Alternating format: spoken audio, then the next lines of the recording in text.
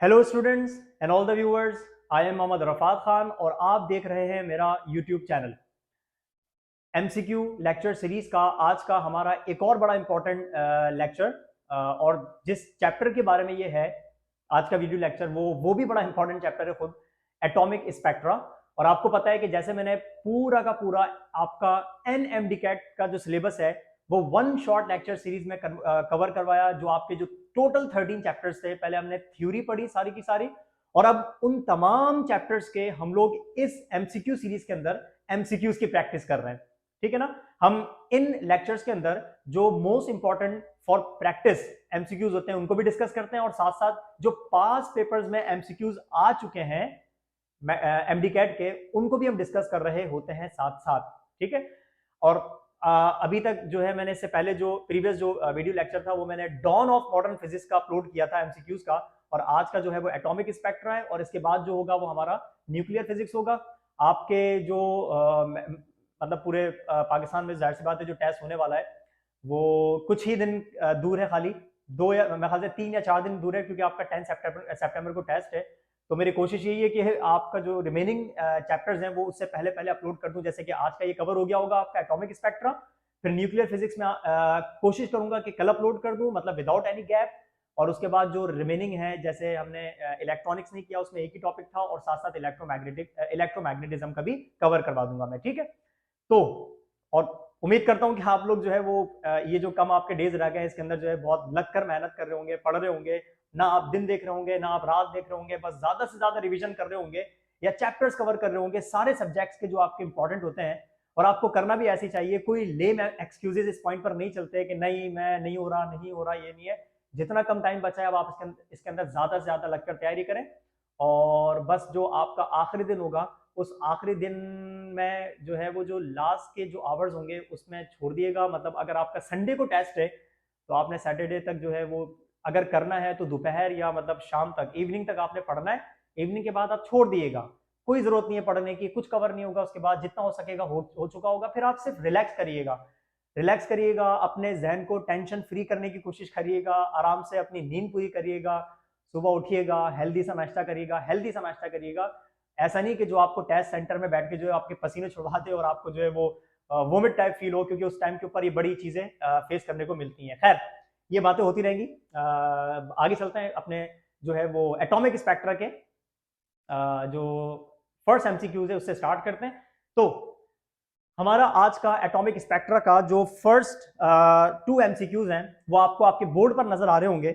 इसमें से जो सबसे पहला एमसीक्यूज आपको दिख रहा है, इसमें लिखा हुआ है कि in the Bohr's hydrogen atom model the radius of the stationary orbit is directly proportional to. मतलब आपसे सीधा सीधा एक क्वेश्चन कर रहा है कि जो बोहर्स मॉडल के अंदर जो किसी भी ऑर्बिट का रेडियस होता है वो किस फिजिकल क्वांटिटी के डायरेक्टली प्रोपोर्शनल होता है। तो ये बात हमने पढ़ी थी बहुत आसानी से। मतलब मैंने आपको थ्योरी में कवर करवाई थी कि जो बोहर्स किसी भी ऑर्बिट का जो रेडियस होता है उसका जो फॉर्मूला होता है वो होता है R N is equal to N square into 0.53 into 10⁻⁻10 metre. ये फॉर्मूला आपको याद होगा, है ना। जब हम बोहर्स रेडियस पढ़ते हैं उसकी डेरिवेशन करते हैं तो उसमें ये फॉर्मूला हम ड्राइव करते हैं, बड़ा इंपॉर्टेंट है। तो किसी भी nth ऑर्बिट का जो रेडियस है वो डायरेक्टली प्रोपोर्शनल होता है किसके, एन स्क्वायर के। और यहां पर एन क्या है, प्रिंसिपल क्वांटम नंबर, या यूं कह लो कि शेल का नंबर होता है, first shell, second shell, third shell या फोर्थ शेल। तो क्वांटम प्रिंसिपल क्वांटम नंबर या ऑर्बिट के नंबर के स्क्वायर के डायरेक्टली प्रोपोर्शनल होता है रेडियस। तो इसका जो करेक्ट ऑप्शन हो जाएगा वो कौन सा हो जाएगा, D, option D is correct. ठीक है, बड़ा आसान सा क्वेश्चन था, कोई इसमें फंसने वाली बात नहीं थी। सेकंड क्वेश्चन में लिखा हुआ है कि in the nth orbit the energy of an electron is, मतलब nth ऑर्बिट की, जैसे हमने रेडियस का फॉर्मूला ये पढ़ा था, ऐसी एनर्जी का फॉर्मूला ये पढ़ा था जो आपको स्क्रीन पर नजर आ रहा है। ये एनर्जी का फॉर्मूला है किसी भी ऑर्बिट के लिए, -13.6 upon N square. Radius N square के डायरेक्टली प्रोपोर्शनल होता है, जबकि एनर्जी एन स्क्वायर के इनवर्सली प्रोपोर्शनल होती है, ये फर्क होता है। ठीक है। Hydrogen atom, the energy required to take the electron from the first orbit to the second orbit will be. आपसे ही पूछना चाह रहा है कि बताओ अगर हम चाहते हैं कि हम एक इलेक्ट्रॉन को हाइड्रोजन एटम के फर्स्ट ऑर्बिट से सेकंड ऑर्बिट में भेज दें तो हमें कितनी एनर्जी चाहिए होगी। इसको हम कहते हैं एक्साइटेशन एनर्जी।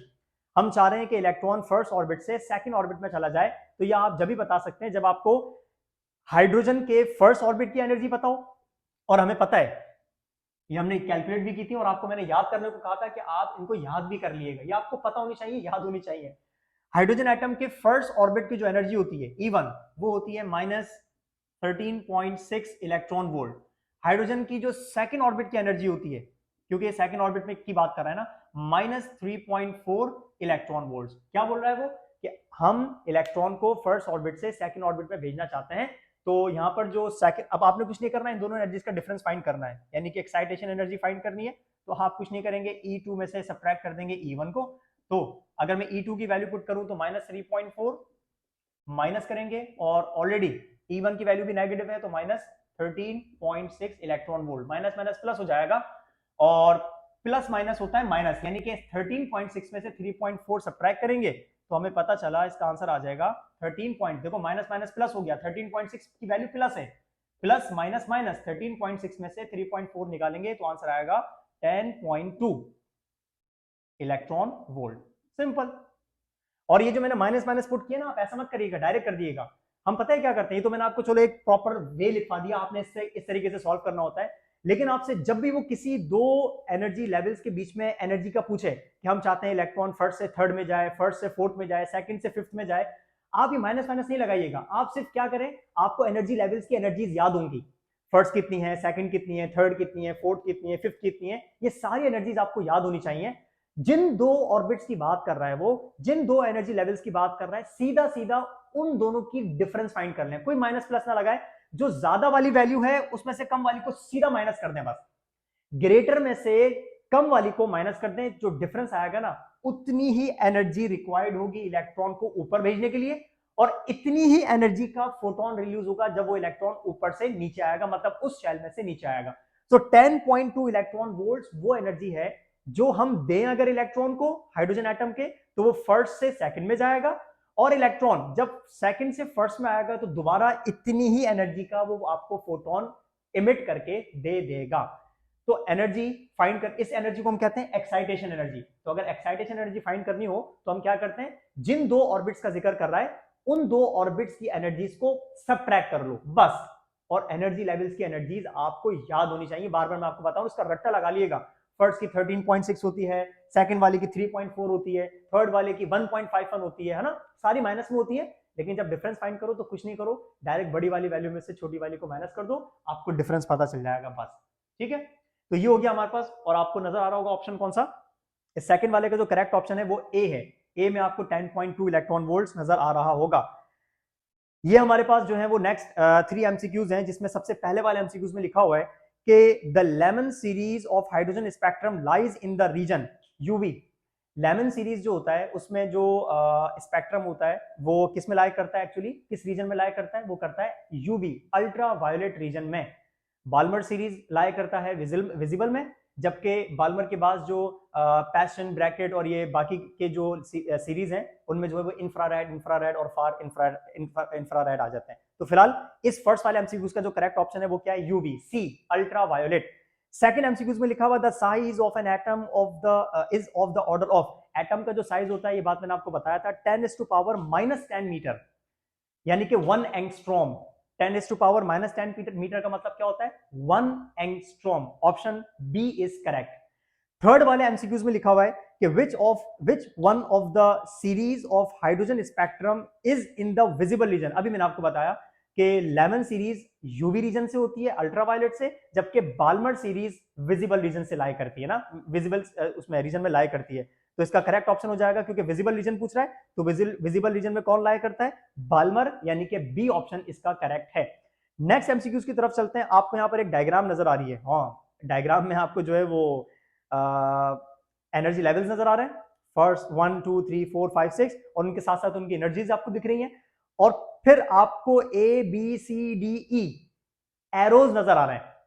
हर वो एरो जो कि ऊपर से नीचे है वो सिंपल रिप्रेजेंट करता है स्पेक्ट्रम को, स्पेक्ट्रल लाइन को, मतलब जो ऊपर से नीचे एरो है, नीचे की तरफ जा रहा है, मतलब उसमें इमिशन होगी, और जो एरो नीचे से ऊपर की तरफ होता है उसमें हमेशा एब्जॉर्प्शन होती है। अब देखिए क्वेश्चन क्या लिखा हुआ है कि in the above figure D and E, D और ई एरो का आपसे पूछ रहा है वो।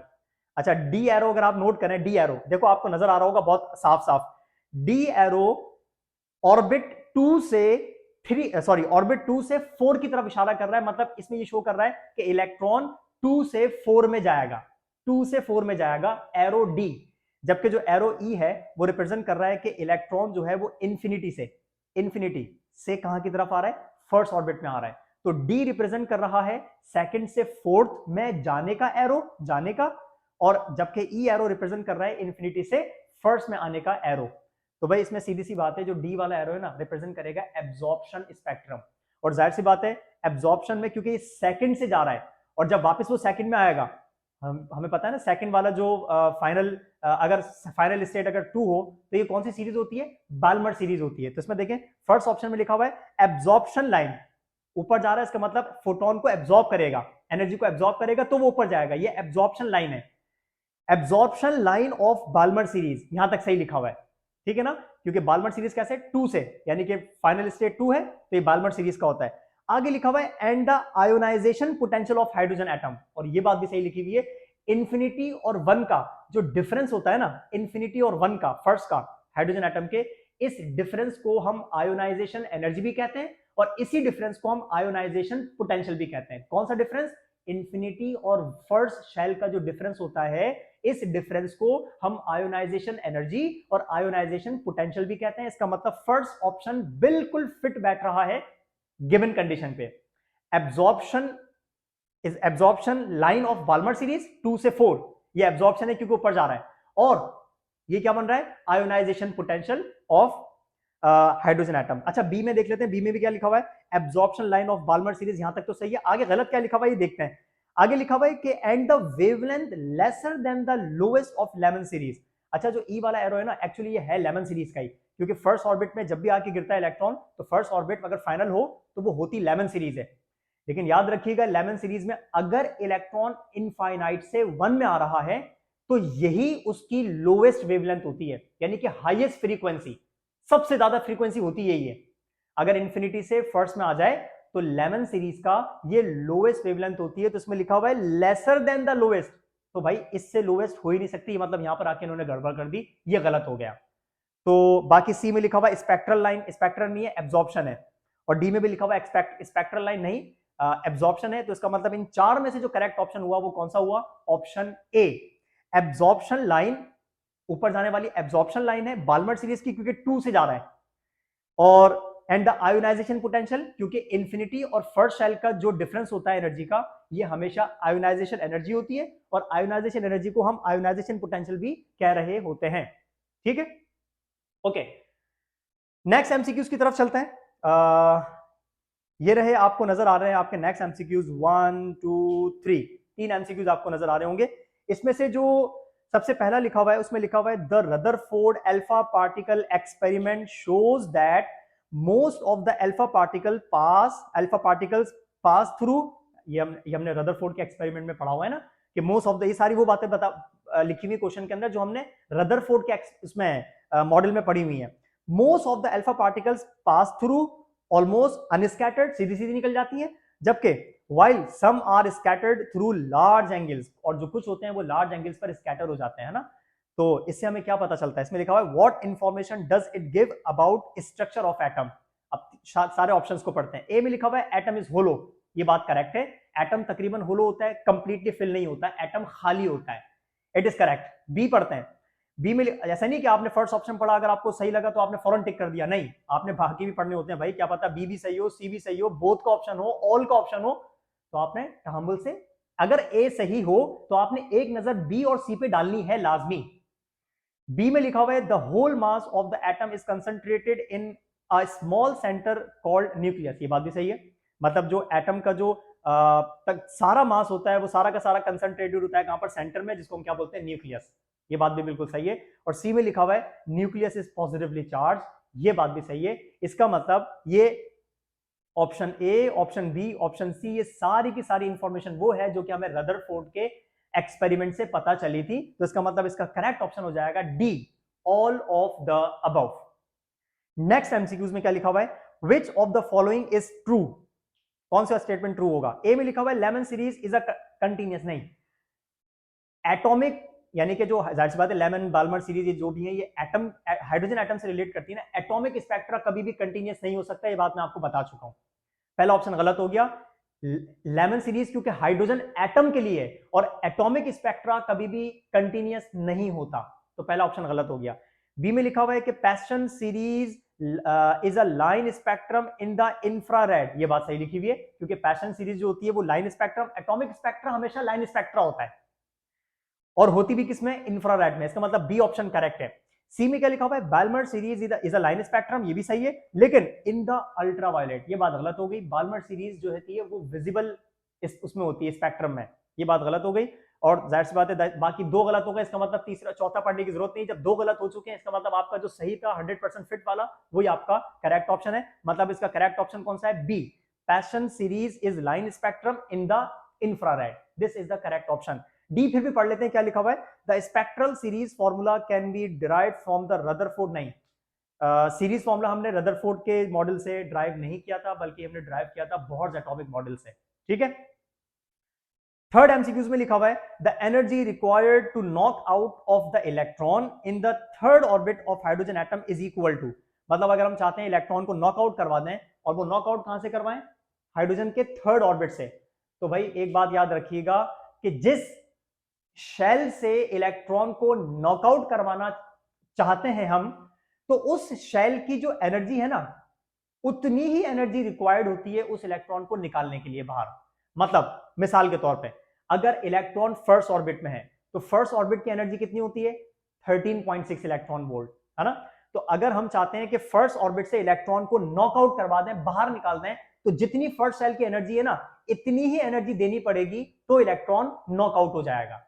जबकि सेकंड शेल की एनर्जी कितनी होती है, 3.4 इलेक्ट्रॉन वोल्ट, यानी कि -3.4 इलेक्ट्रॉन वोल्ट। तो अगर हम चाहते हैं कि इलेक्ट्रॉन सेकंड ऑर्बिट से नॉकआउट हो जाए तो हमें एनर्जी कितनी देनी पड़ेगी, एग्जैक्टली 3.4, माइनस नहीं, देने वाली एनर्जी पॉजिटिव होती है, कितनी देर एनर्जी देनी पड़ेगी, जितनी एनर्जी उस शेल की है, यानी कि 3.4 इलेक्ट्रॉन वोल्ट अगर आप एनर्जी सेकंड शेल को दें इलेक्ट्रॉन को तो वो नॉकआउट हो जाएगा। इसी तरीके से थर्ड शेल की एनर्जी कितनी होती है, -1.51 इलेक्ट्रॉन वोल्ट, और माइनस क्योंकि ये -1.51 वाला आपको नजर नहीं आ रहा, तो थर्ड शेल की एनर्जी का फॉर्मूला हमारे पास क्या होता है, E3, ये देखें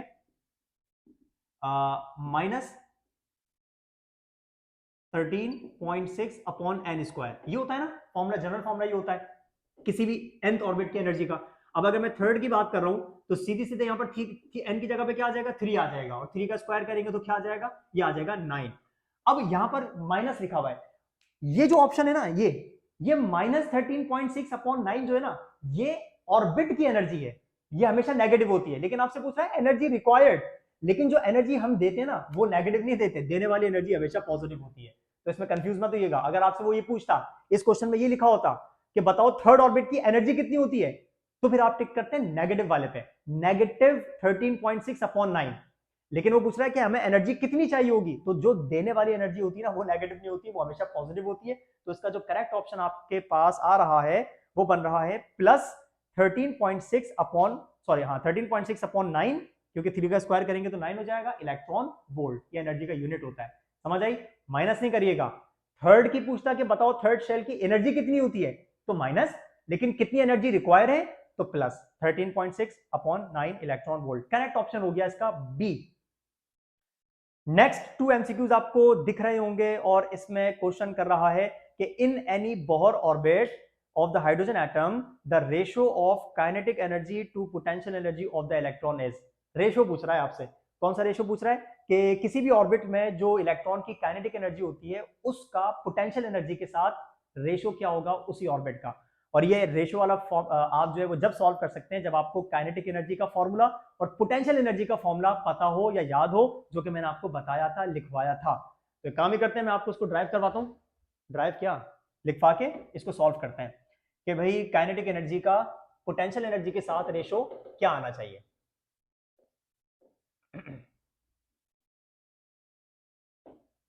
काइनेटिक एनर्जी का फॉर्मूला रिकॉल तो करें जब तक मैं रब कर रहा हूं। ये काइनेटिक एनर्जी का फॉर्मूला मैंने आपको क्या बताया था, किसी भी ऑर्बिट की काइनेटिक एनर्जी का फॉर्मूला मैंने आपको बताया था हाइड्रोजन एटम में, और वो था k e square over 2r, ये काइनेटिक एनर्जी का फॉर्मूला था हाइड्रोजन एटम में ना, के ई स्क्वायर अपॉन 2r। और पोटेंशियल एनर्जी का फॉर्मूला क्या बताया था? जाहिर सी बात है, रेशियो फाइंड करना है तो अपॉन में लिख दूंगा पोटेंशियल एनर्जी का, ये आ जाएगा पूरा अपॉन के अंदर। पोटेंशियल एनर्जी का फॉर्मूला मैंने आपको बताया था माइनस के ई स्क्वायर ओवर आर। तो ये ऊपर वाला फॉर्मूला जो है ये काइनेटिक एनर्जी का है, हाइड्रोजन एटम का किसी भी ऑर्बिट के लिए, और ये नीचे वाला फॉर्मूला जो है माइनस के ई स्क्वायर अपॉन आर वाला, ये पोटेंशियल एनर्जी का फॉर्मूला है किसी भी ऑर्बिट के लिए फॉर हाइड्रोजन एटम। अब आपने इसको सॉल्व करना है खाली, देखें के ई स्क्वायर कैंसिल हो जाएगा, आर से आर कैंसिल हो जाएगा, ये 2 जो है जस्ट वो यहां पर आ जाएगा डिवाइड के अंदर, बाकी 2 के ऊपर कुछ नहीं बचा हुआ, इसका मतलब अच्छा साथ साथ माइनस बचा हुआ है, तो यहां पर आ जाएगा माइनस और 2 नीचे आ गया डिवाइड के अंदर, तो -1/2। Kinetic energy to potential energy, किसी भी ऑर्बिट में काइनेटिक एनर्जी का पोटेंशियल एनर्जी के साथ जो रेशो होता है वो कितना होता है? -1/2। इसको याद कर लें, अगर इस किस्म का क्वेश्चन आ जाए तो डायरेक्ट -1/2 पे टिक कर देना। और अगर पोटेंशियल एनर्जी का उल्टा कर दें, अगर वो potential energy to kinetic energy का रेशो पूछे तो ये उल्टा हो जाएगा, तो रेशो क्या बनेगा? -2, और अपॉन में जाहिर सी बात है 1/1 लिखते नहीं है, तो लिखना चाहो तो -2/1, या इसको यूं लिखेंगे -2/1 ऐसे करके, और इसको हम कैसे लिखेंगे? -1/2 ऐसे करके लिखेंगे, सिंपल। तो ये हमारे पास कहानी होती है कौन सी? रेशो की। अगर आपसे पूछेगा तो इसका रेशो सिंपल -2 बनेगा। तो काइनेटिक एनर्जी का, पोटेंशियल एनर्जी का, लेकिन फिलहाल इस वाले ऑप्शन का जो हमारा लिखा हुआ है, इसका जो करेक्ट ऑप्शन है वो क्या है? -1/2। और ये मैं देख लेता हूं आपको कौन से ऑप्शन में नजर आ रहा है। -1/2 आपको दिख रहा है ऑप्शन सी में, तो इस वाले का करेक्ट ऑप्शन हो गया सी, -1/2। सेकंड एमसीक्यूज में लिखा हुआ है कि the spectral series of the hydrogen atom that lies in the ultraviolet region, कौन सी है? ये दूसरी या तीसरी दफा डिस्कस हो रहा है। अल्ट्रावायलेट रीजन में जो लाई करती है सीरीज वो होती है लेमन सीरीज, ठीक है। तो इसका करेक्ट ऑप्शन क्या हो गया? D for duck, Lyman series. ये रहे हमारे पास नेक्स्ट 4 क्वेश्चंस। इसमें जो सबसे पहले क्वेश्चन में यानी कि एमसीक्यूज में लिखा हुआ है कि when a hydrogen atom is raised from ground state to an excited state, तो आपसे पूछ रहा है कि बताओ potential energy increases and kinetic energy decreases, potential decreases, kinetic energy increases. मतलब ये पूछना चाह रहा है कि जैसे जैसे एन इंक्रीज होता है, यानी कि शेल नंबर इंक्रीज होता है, first shell, then second shell में आ जाए, फिर थर्ड शेल में आ जाए, देन फोर्थ शेल में आ जाए, मतलब एन की वैल्यू इंक्रीज होती जाए। तो ये पूछना चाह रहा है कि जैसे जैसे एन की वैल्यू इंक्रीज होगी तो बताओ पोटेंशियल एनर्जी और काइनेटिक एनर्जी में से कौन सी एनर्जी बढ़ेगी और कौन सी एनर्जी कम होगी। इस बात के लिए आप एक बात ध्यान में रखिएगा, वो ये कि एक होती है टोटल एनर्जी जो इन दोनों एनर्जीज का सम होता है, एक होती है पोटेंशियल और एक होती है काइनेटिक। याद रखिएगा 3 किस्म की एनर्जीज होती हैं, एक होती है टोटल जो इन दोनों का सम होता है, फिर एक होती है पोटेंशियल और एक होती है काइनेटिक। जब हम टोटल एनर्जी की बात करते हैं, मैं इसको लिख देता हूं टीई, टोटल एनर्जी की बात कर देते हैं, ठीक है। जब हम टोटल एनर्जी की बात करते हैं तो याद रखिएगा टोटल एनर्जी जो है वो इंक्रीज होती है, मैं एरो ऊपर की तरफ बना रहा हूं। पोटेंशियल एनर्जी की अगर हम बात करें तो पोटेंशियल एनर्जी भी इंक्रीज होती है, एरो ऊपर बना रहा हूं मतलब बढ़ती है। और काइनेटिक एनर्जी की अगर हम बात करें तो काइनेटिक एनर्जी के साथ एरो बना रहा हूं नीचे की तरफ, यानी कि डिक्रीज होती है। कब? As n increases. ये बात आप नोट कर लिएगा, इसको ध्यान में बिठा लिएगा। फर्स्ट एमसीक्यू का ये करेक्ट ऑप्शन है। ऑप्शन मतलब मैं आपको बताता हूं क्या है। जैसे जैसे एक्साइटेड स्टेट बढ़ते जाएंगे, मतलब ग्राउंड स्टेट से लिखा हुआ ना is raise to, ground state से ऊपर जा रहा है, तो जैसे जैसे एन की वैल्यू बढ़ेगी ना, एन की वैल्यू के बढ़ने के साथ साथ टोटल एनर्जी भी इंक्रीज होती है, पोटेंशियल एनर्जी भी इंक्रीज होती है, लेकिन काइनेटिक एनर्जी हमेशा डिक्रीज होती है। तो अगर मैं ऑप्शन पर गौर करूं तो ऑप्शन में हमारा फर्स्ट ऑप्शन जो लिखा हुआ है उसमें लिखा हुआ है कि potential energy increases and kinetic energy decreases. देखो potential energy increases, kinetic energy decreases as n increases, तो इसका करेक्ट ऑप्शन है ए, ठीक है। सेकंड एमसीक्यू में लिखा हुआ है कि an electron makes a transition from orbit n is equal to 4 to orbit n is equal to 2। Electron है जो कि फोर्थ ऑर्बिट से सेकंड ऑर्बिट में आया। आपसे पूछ रहा है कि the wave number of the emitted radiations, wave number की बात कर रहा है, वेव लेंथ की नहीं। अब मैं आपको फर्क बताऊं क्या है, चलो पहले कैलकुलेट करते हैं। वेव नंबर का मतलब होता है 1/λ। 1/λ जो होता है इसको हम कहते हैं वेव नंबर।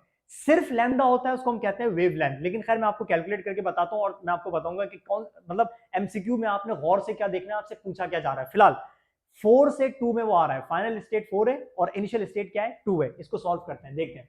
देखो वेव नंबर का या वेवलेंथ का हमने जो फॉर्मूला पढ़ा है वो होता है Rydberg's constant bracket 1 over n f square minus 1 over n i square. ये फॉर्मूला हम लोगों ने पढ़ा है। अच्छा, यहाँ पर आपने आर की वैल्यू पुट नहीं करनी क्योंकि ऑप्शन के अंदर आपको आर एज इट इज मौजूद है वैल्यू के साथ, तो आर एज इट इज रहेगा, सिर्फ आपने इस ब्रैकेट को सॉल्व करना है। अच्छा देन वैल्यूज पुट करते हैं 1 ओवर आर, ये जो वन अपॉन लेमडा है ना, सॉरी 1 अपॉन लेमडा, आर नहीं, 1 अपॉन लेमडा को हम कहते हैं wave number. 1 over lambda, this physical quantity is called wave number. और वेव लेंथ की बात करेगा तो वो सिर्फ लेमडा होता है, ठीक है। तो 1 upon lambda will be equal to R, R रहेगा, ब्रैकेट को सॉल्व करेंगे तो फाइनल स्टेट क्या है 2 में गया, तो इस एनएफ की जगह पे क्या आ जाएगा 2 आ जाएगा, तो 2 का स्क्वायर करेंगे, माइनस आया कहां से फोर्थ में से, तो यहाँ पर 4 आ जाएगा, इसका स्क्वायर हो जाएगा, ठीक है, यहाँ पर स्क्वायर आ जाएगा। अब मैं काम ही करता हूँ, नेक्स्ट स्टेप नहीं लिख रहा, यहाँ पर ही कर देता हूँ उसको। तो देखें फाइनल स्टेट 2 है, तो 2 का स्क्वायर करेंगे, आया कहां से इनिशियल 4 है, 4 का स्क्वायर करेंगे। अब मैं यही कर रहा हूं, 2 का स्क्वायर करेंगे तो 2 2 जा 4 हो जाएगा, यहां पर हो जाएगा 4, और 4 का स्क्वायर करेंगे तो 4 4 जा ये हो जाएगा 16। डायरेक्ट कर दिया, आपने स्टेप लिखना हो तो आप लिख लीजिएगा। एलसीएम लेंगे तो यहाँ एलसीएम 16 आ जाएगा, आर आर रहेगा, ब्रैकेट को सॉल्व करेंगे तो एलसीएम 16 आ जाएगा, 4 4 जा 16 माइनस 16 16 कैंसिल, यहाँ पर आ जाएगा 1, ये 1 अपॉन लैम्डा यानी कि वेव नंबर। आगे चलते हैं, 1 over lambda is equal to R, bracket को अगर आप नोट करें तो ब्रैकेट में क्या बचा हुआ है, ब्रैकेट में बचा हुआ है 4 में से 1 जाएगा 3, 3 अपॉन 16 यानी कि 3 ओवर 16, ये हमारा करेक्ट ऑप्शन है। आर पहले लिख दिया लेकिन ऑप्शन के अंदर आपको 3 आर नजर आ रहा होगा, तो देखिए ब्रैकेट के अंदर ऊपर 3 बचा हुआ है, 3 आर के साथ मल्टीप्लाई हो रहा है, तो देखिए मैं इसको 3 आर करके लिख देता हूं, ये आ गया 3 आर और अपॉन में 16, हमारा यही आंसर है। अब मेरी बात गौर से सुने, अगर वो पूछता है कि what is the wave number, तो वेव नंबर 1 अपॉन लैम्डा ही होता है, इसका मतलब आपने 1 अपॉन लैम्डा की वैल्यू ही कैलकुलेट की है, ये 3 आर अपॉन 16। लेकिन अगर वो आपसे पूछता है कि what is the wave length, अगर क्वेश्चन में लिखा होता व्हाट इज वेव लेंथ, तो पता है अब वैल्यूज फ्लिप हो जाती, रेसिप्रोकल हो जाती। वेवलेंथ के लिए इस बार लैम्डा को आप ऊपर लेकर जाते तो ये वैल्यूज फ्लिप हो जाती, ये हो जाता 16 अपॉन 3 आर। गौर से सुन ले मेरी बात, इंपॉर्टेंट है, एक छोटी सी अगर आपने मिसअंडरस्टैंडिंग कर लिया, अगर आपने सवाल नहीं पढ़ा आपका ऑप्शन गलत हो जाएगा। और मजे की बात अगर हम देखना चाहें तो देखें, ऑप्शन ए में 16 अपॉन 3 आर लिखा हुआ है और ऑप्शन सी में 3 आर अपॉन 16 लिखा हुआ है, रेसिप्रोकल हुए में। तो जब भी बता रहा हूं ये बात आप गौर से सुन लें, अगर क्वेश्चन में वो आपसे वेवलेंथ पूछ रहा है तो ये आंसर नहीं होगा। वेवलेंथ के लिए आपने लैम्डा को ऊपर लेकर जाना है तो ये 16 अपॉन 3 आर हो जाएगा। लेकिन अगर वो क्वेश्चन के अंदर वेव नंबर पूछ रहा है, वेव नंबर, तो वेव नंबर होता ही 1 अपॉन लैम्डा है, इसका मतलब ये वैल्यू 1 अपॉन लैम्डा की ही है। तो इस वाले क्वेश्चन का करेक्ट ऑप्शन यही है, because they were asking about wave number but not the wave length. तो करेक्ट ऑप्शन क्या हो गया 3 आर ओवर 16, जो कि आपको ऑप्शन सी में दिख रहा है। तो इस वाले एमसीक्यूज का यानी कि सेकंड एमसीक्यू का जो करेक्ट ऑप्शन है वो आ गया 3 आर अपॉन 16। बहुत आसान सॉल्यूशन है, फाइनल माइनस इनिशियल किया और आपका आंसर आ गया वेव नंबर का। वेव नंबर और वेव लेंथ में फर्क रखिएगा, बार बार मैं रिपीट कर रहा हूं इस बात को।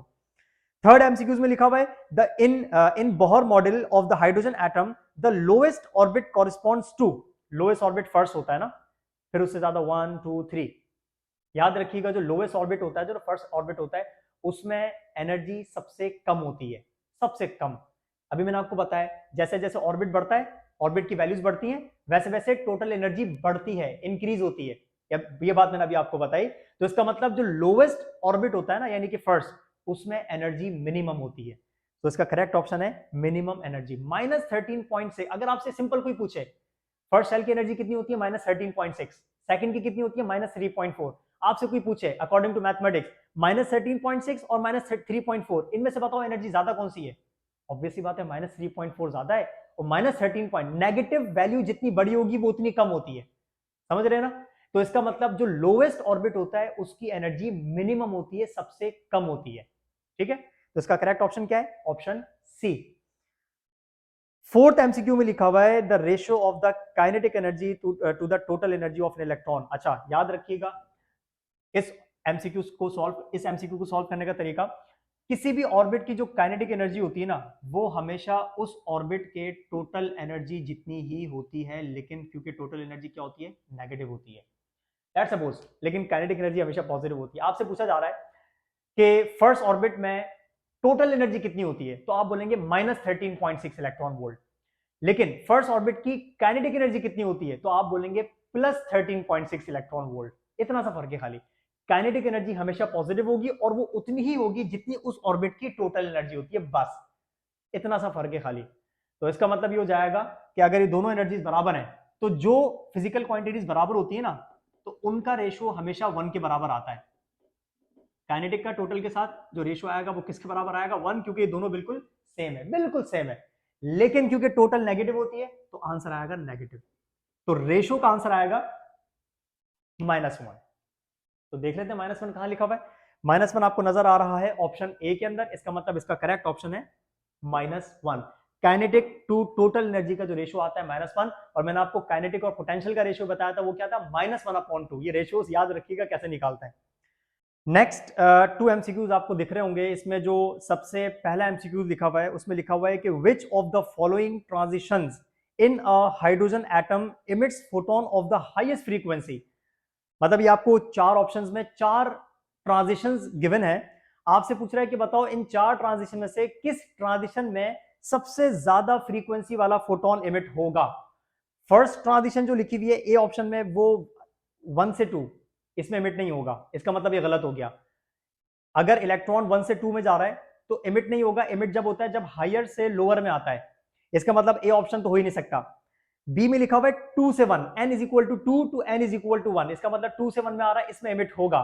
सी में लिखा हुआ है 2 टू 6, यानी कि सेकंड ऑर्बिट से 6 में जा रहा है, इसका मतलब इसमें इमिट नहीं होगा, इसमें एब्जॉर्ब करेगा, ये भी गलत हो गया। ए और सी इमिशन वाले ऑप्शंस नहीं है, ए और सी वैसे ही गलत होगा। इसका मतलब अब हमें बी और डी में से, यानी कि डी में भी क्या लिखा हुआ है 6 से 2 में आ रहा है, 6 से 2 में आ रहा है, हायर से लोअर में आ रहा है, तो इसमें भी इमिट होगा। तो इमिशन वाले 2 ऑप्शंस हैं, एक है बी और एक है डी, इनमें से हमें सिलेक्ट करना है। तो याद रखिएगा, एक बात याद रखिएगा, इस किस्म से अगर आपके पास ऑप्शन आ जाए ना, तो आपने सीधा सीधा एक कॉन्सेप्ट यूज करना है, जिस ऑप्शन में फाइनल ऑर्बिट सबसे कम होगा, फाइनल ऑर्बिट कौन सा होता है, जैसा कि 2 से 1 में आ रहा है तो फाइनल ऑर्बिट क्या है, 1।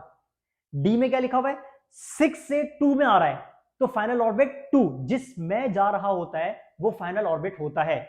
याद रखिएगा, जिस ट्रांजिशन में फाइनल ऑर्बिट जिसमें आ रहा है, फाइनल ऑर्बिट जितना लोएस्ट होगा, इस कंडीशन में फ्रीक्वेंसी सबसे ज्यादा होगी, इमिटेड एनर्जी सबसे ज्यादा होगी। तो देखें, बी ऑप्शन में फाइनल ऑर्बिट क्या है, 1, और डी ऑप्शन में फाइनल ऑर्बिट क्या है, 2। तो मुझे बताएं इन दोनों में से फाइनल ऑर्बिट लोएस्ट कौन सा है, तो लोएस्ट फाइनल ऑर्बिट कौन सा है, 1 वाला।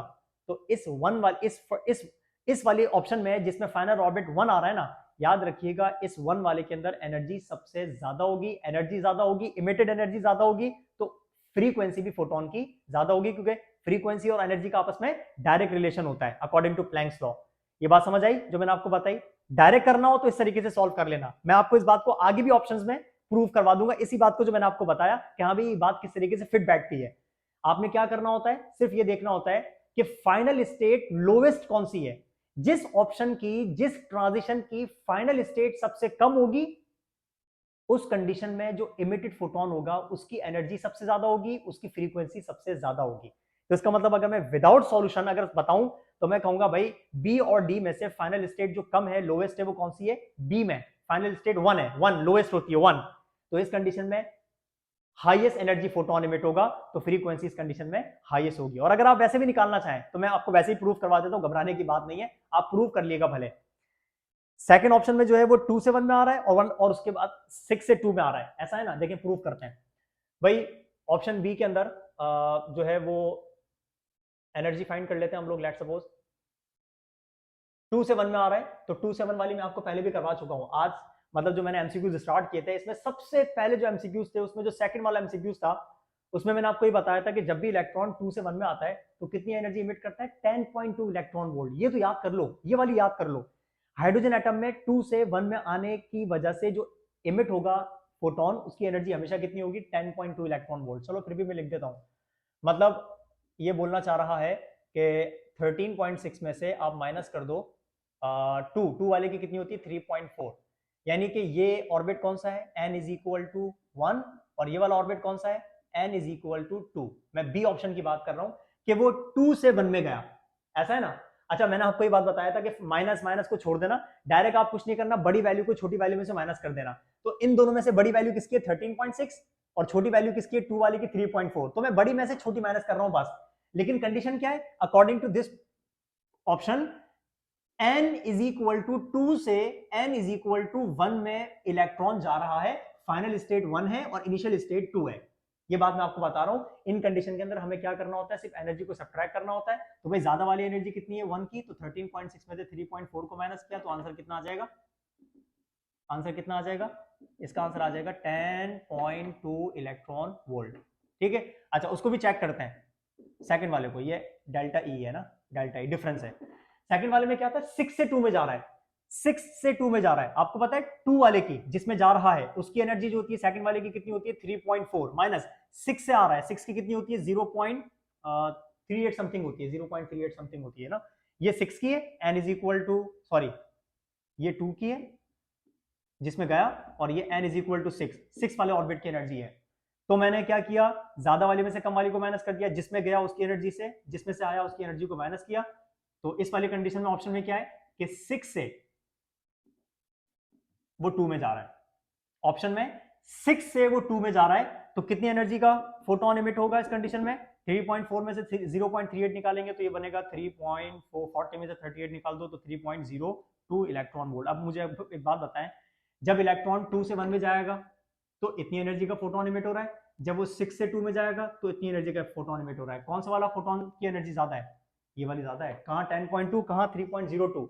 और जिसकी एनर्जी ज्यादा होती है उसकी फ्रीक्वेंसी भी ज्यादा होती है। इसका मतलब ये वाला ऑप्शन करेक्ट है क्योंकि इसमें एनर्जी सबसे ज्यादा होगी। मेरी बात समझ आई, प्रूफ हो गई बात। तो आप सॉल्व करके करें या विदाउट सॉल्यूशन करें, जो मैंने आपको बात बताई वो क्या, कि जिस ऑप्शन में या जिस ट्रांजिशन में फाइनल स्टेट की वैल्यू जितनी कम होगी, इस कंडीशन में इमिटेड फोटोन की एनर्जी सबसे ज्यादा होगी। तो इसका करेक्ट ऑप्शन क्या है, ऑप्शन बी। इसी किस्म का क्वेश्चन आगे भी आएगा तो मैं आपको इस बात को वैसे भी प्रूफ करवा दूंगा। ठीक है।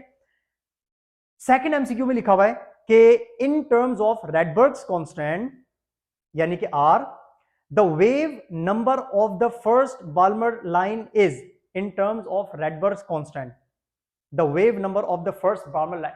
बाल्मर लाइन की बात कर रहा है, बाल्मर सीरीज की बात कर रहा है, और फर्स्ट लाइन की बात कर रहा है। फर्स्ट लाइन का मतलब ये हो जाएगा, बाल्मर सीरीज में फाइनल स्टेट हमेशा 2 होती है। अगर फाइनल स्टेट 2 है तो 3 से 2 में आएगा तो इस लाइन को हम फर्स्ट लाइन कहते हैं। तो बाल्मर सीरीज की अगर हम बात करें, इसको हम रब कर देते हैं, नोट कर लिएगा भाई, ऑप्शन आपके सामने लिखा हुआ है, बी ऑप्शन करेक्ट है इसका एक्चुअली ना। बाल्मर सीरीज की बात कर रहा है वो, तो वेव नंबर, वही वाली बात, वेव नंबर पूछ रहा है इस बार भी, वेव लेंथ नहीं पूछ रहा, आर। और बाल्मर सीरीज का फॉर्मूला क्या होता है, 1/nf² minus 1/ni²। Balmer series के अंदर nf की वैल्यू हमेशा 2 होती है, हमेशा। बाल्मर सीरीज कह दिया तो nf हमेशा 2, लेमन सीरीज कह दिया तो nf हमेशा 1, पैशन सीरीज कह दिया तो nf हमेशा 3, है ना। तो ये फिक्स होते हैं फाइनल स्टेट्स।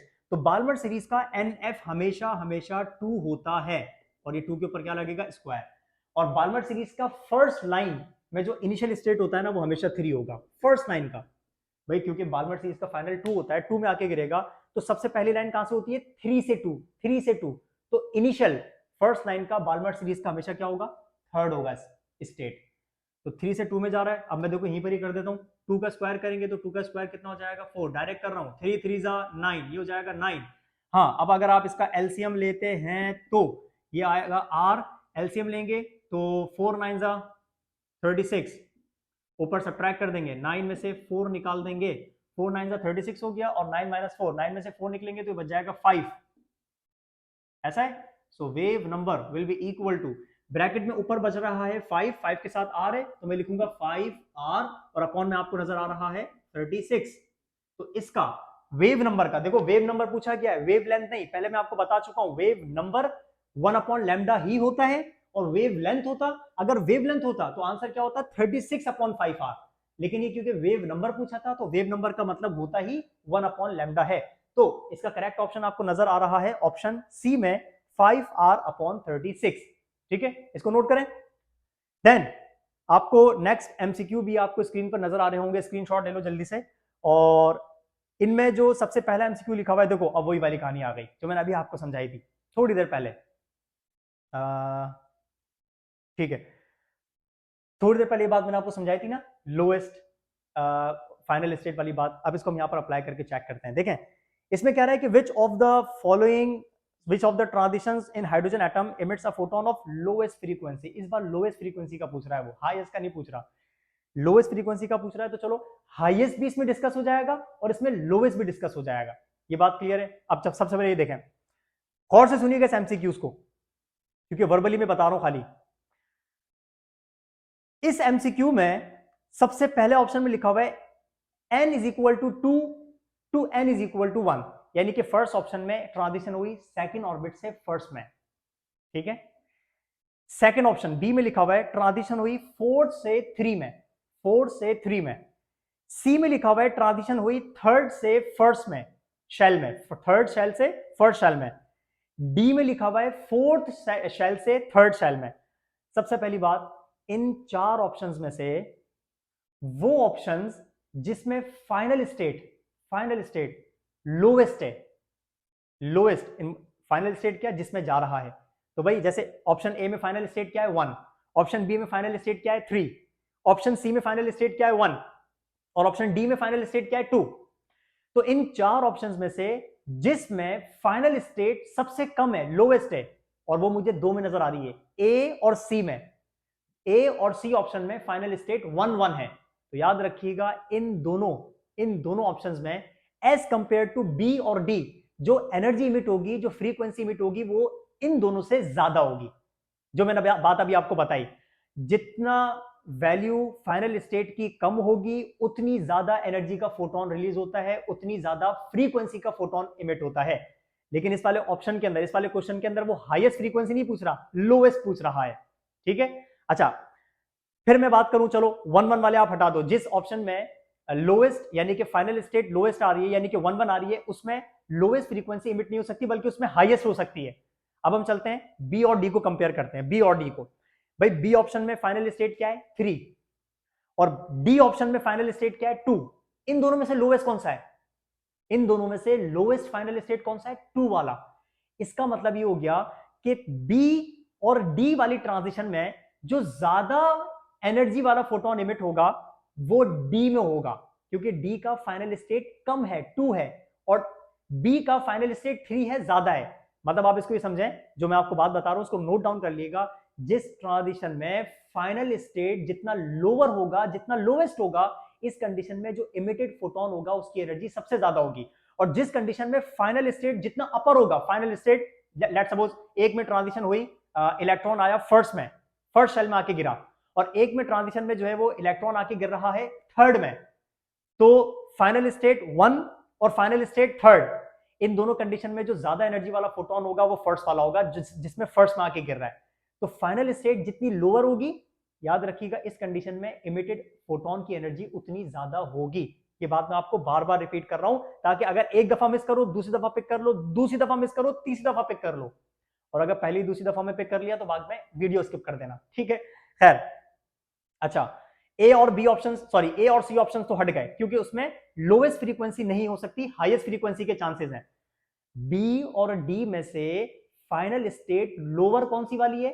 थर्ड वाली, सॉरी लोअर फाइनल स्टेट कौन सी है? 2 फाइनल स्टेट की बात कर रहे हैं। फाइनल स्टेट का मतलब जिसमें जाके गिर रहा है। बी की फाइनल स्टेट 3 है, बी ऑप्शन में फाइनल स्टेट 3 है और डी ऑप्शन में फाइनल स्टेट 2 है। तो इन दोनों में से फाइनल स्टेट कम वाली कौन सी है?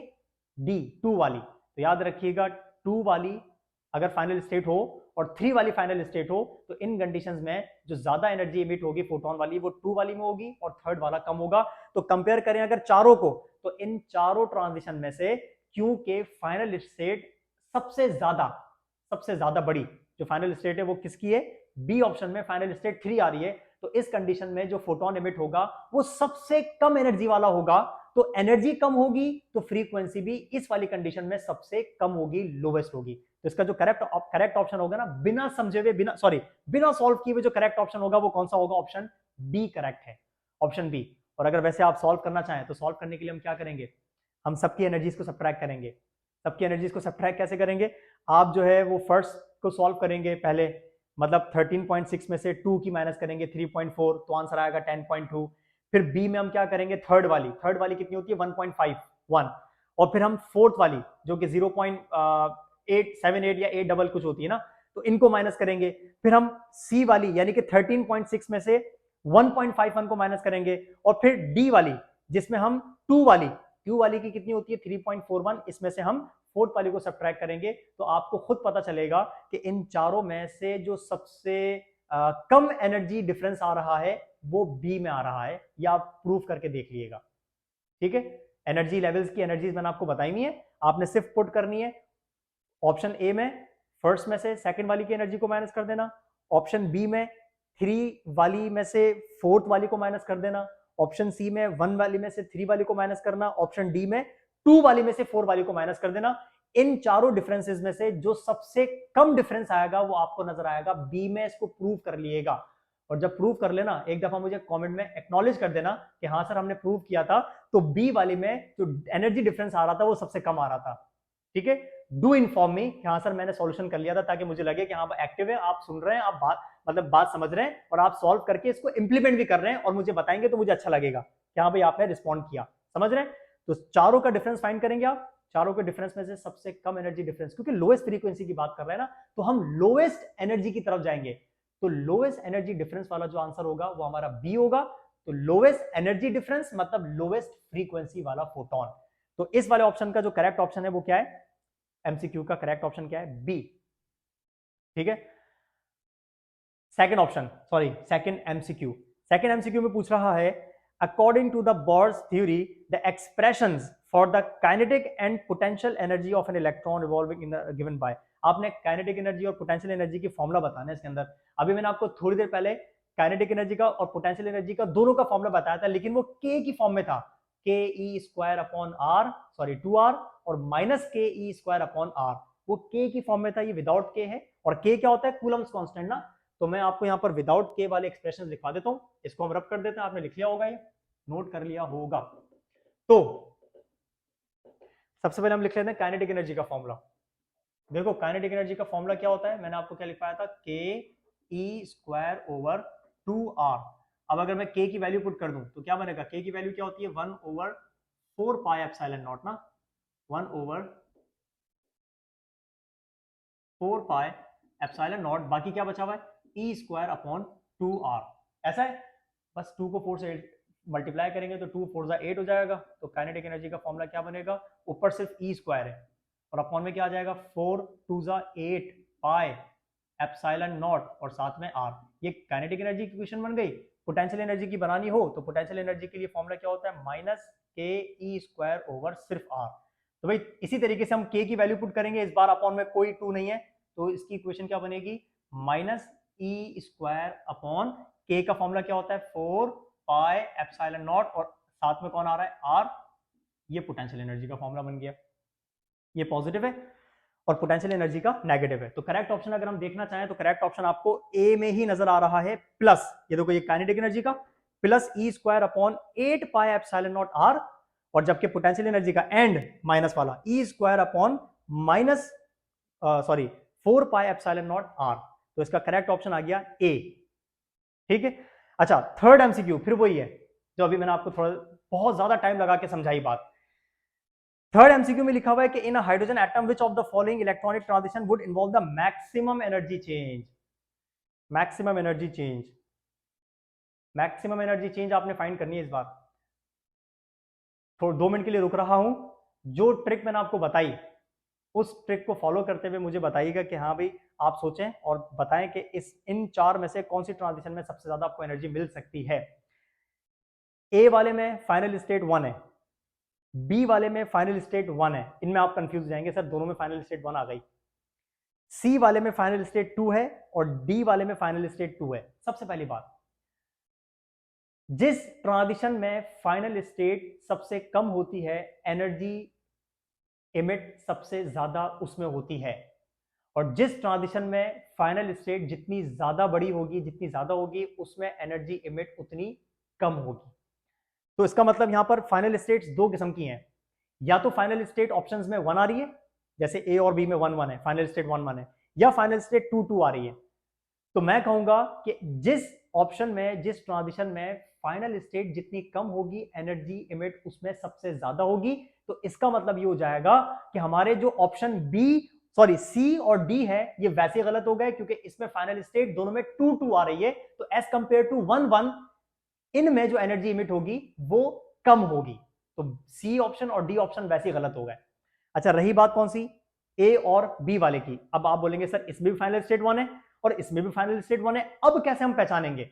तो इन दोनों ऑप्शंस के अंदर अब आपने ये देखना है कि जितना ज्यादा डिफरेंस होगा ना फर्स्ट से नेक्स्ट शेल का, जितना ज्यादा डिफरेंस होगा, जैसे कि अगर ए में लिखा हुआ है 2 से 1 में आ रहा है, कोई डिफरेंस नहीं है, डायरेक्ट 2 से 1 में आ गया, कम डिफरेंस है, और बी में लिखा हुआ है 3 से 1 में आ रहा है, ये डिफरेंस ज्यादा है, तो याद रखिएगा अगर फाइनल स्टेट सेम हो ना, अब आप कैसे पहचानेंगे कि ज्यादा एनर्जी कब होगी? जितना ज्यादा डिफरेंस आएगा स्टेट्स में उतनी ज्यादा एनर्जी इमिट होगी।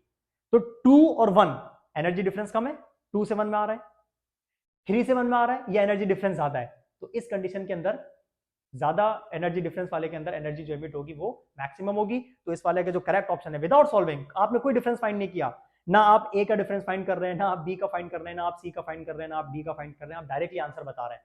तो इसका जो करेक्ट ऑप्शन आ जाएगा, हाईएस्ट एनर्जी, मैक्सिमम एनर्जी जो इमिट होगी वो किसमें होगी? ऑप्शन बी में।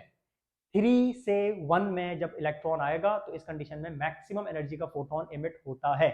ये जो मैं आपको बातें बताएं, ये 3 एमसीक्यूज में मैंने अप्लाई करवाई ये बातें आपको, विदाउट सॉल्व आप इस कंडीशन को फॉलो करते हुए आप इस किस्म के क्वेश्चन में आप मतलब जो है वो करेक्ट ऑप्शन को टिक कर सकते हैं, जो मैंने आपको बात बताई।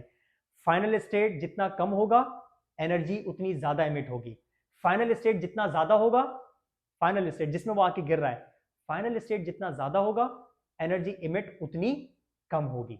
ठीक है, और आपको हर ऑप्शन के अंदर 2 स्टेट्स गिवन होते हैं, इनिशियल और फाइनल। जैसे ए का इनिशियल 2 है तो ए का इनिशियल 1 है, तो 2 से 1 में आ रहा है तो फाइनल 1 है, बी में फाइनल 1 है, 3 से 1 में आ रहा है तो फाइनल 1 है, सी में, ये बार बार रिपीट कर रहा हूं, हो सकता है कुछ स्टूडेंट्स को अभी तक जो है वो गेट ना हुआ हो, तो मैं रिपीट कर रहा हूं।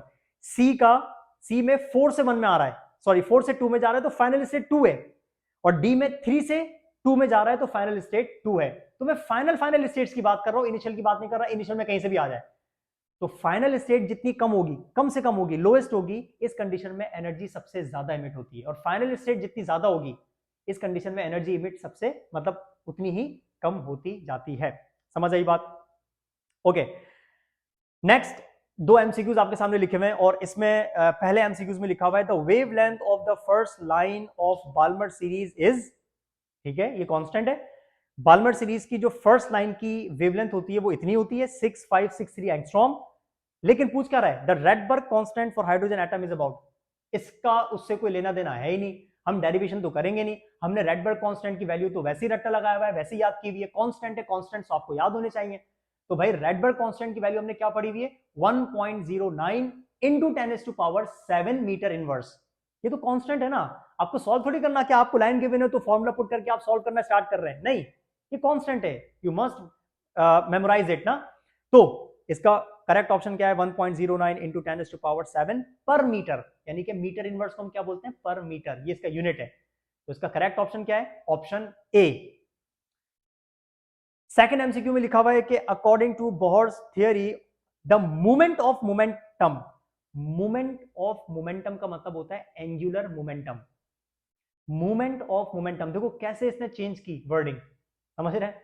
मोमेंट ऑफ मोमेंटम का मतलब होता है एंगुलर मोमेंटम, हमने और उसमें पढ़ा था ना बोहर थ्योरी का, ये पोस्टुलेट था angular momentum, angular momentum of an electron revolving in second orbit of hydrogen atom will be, आपने सेकंड ऑर्बिट का एंगुलर मोमेंटम बताना है, कोई मुश्किल बात नहीं है। एंगुलर मोमेंटम का हम लोगों ने फॉर्मूला क्या पढ़ा हुआ है? नोट कर लें इसको, स्क्रीनशॉट ले लें जल्दी से।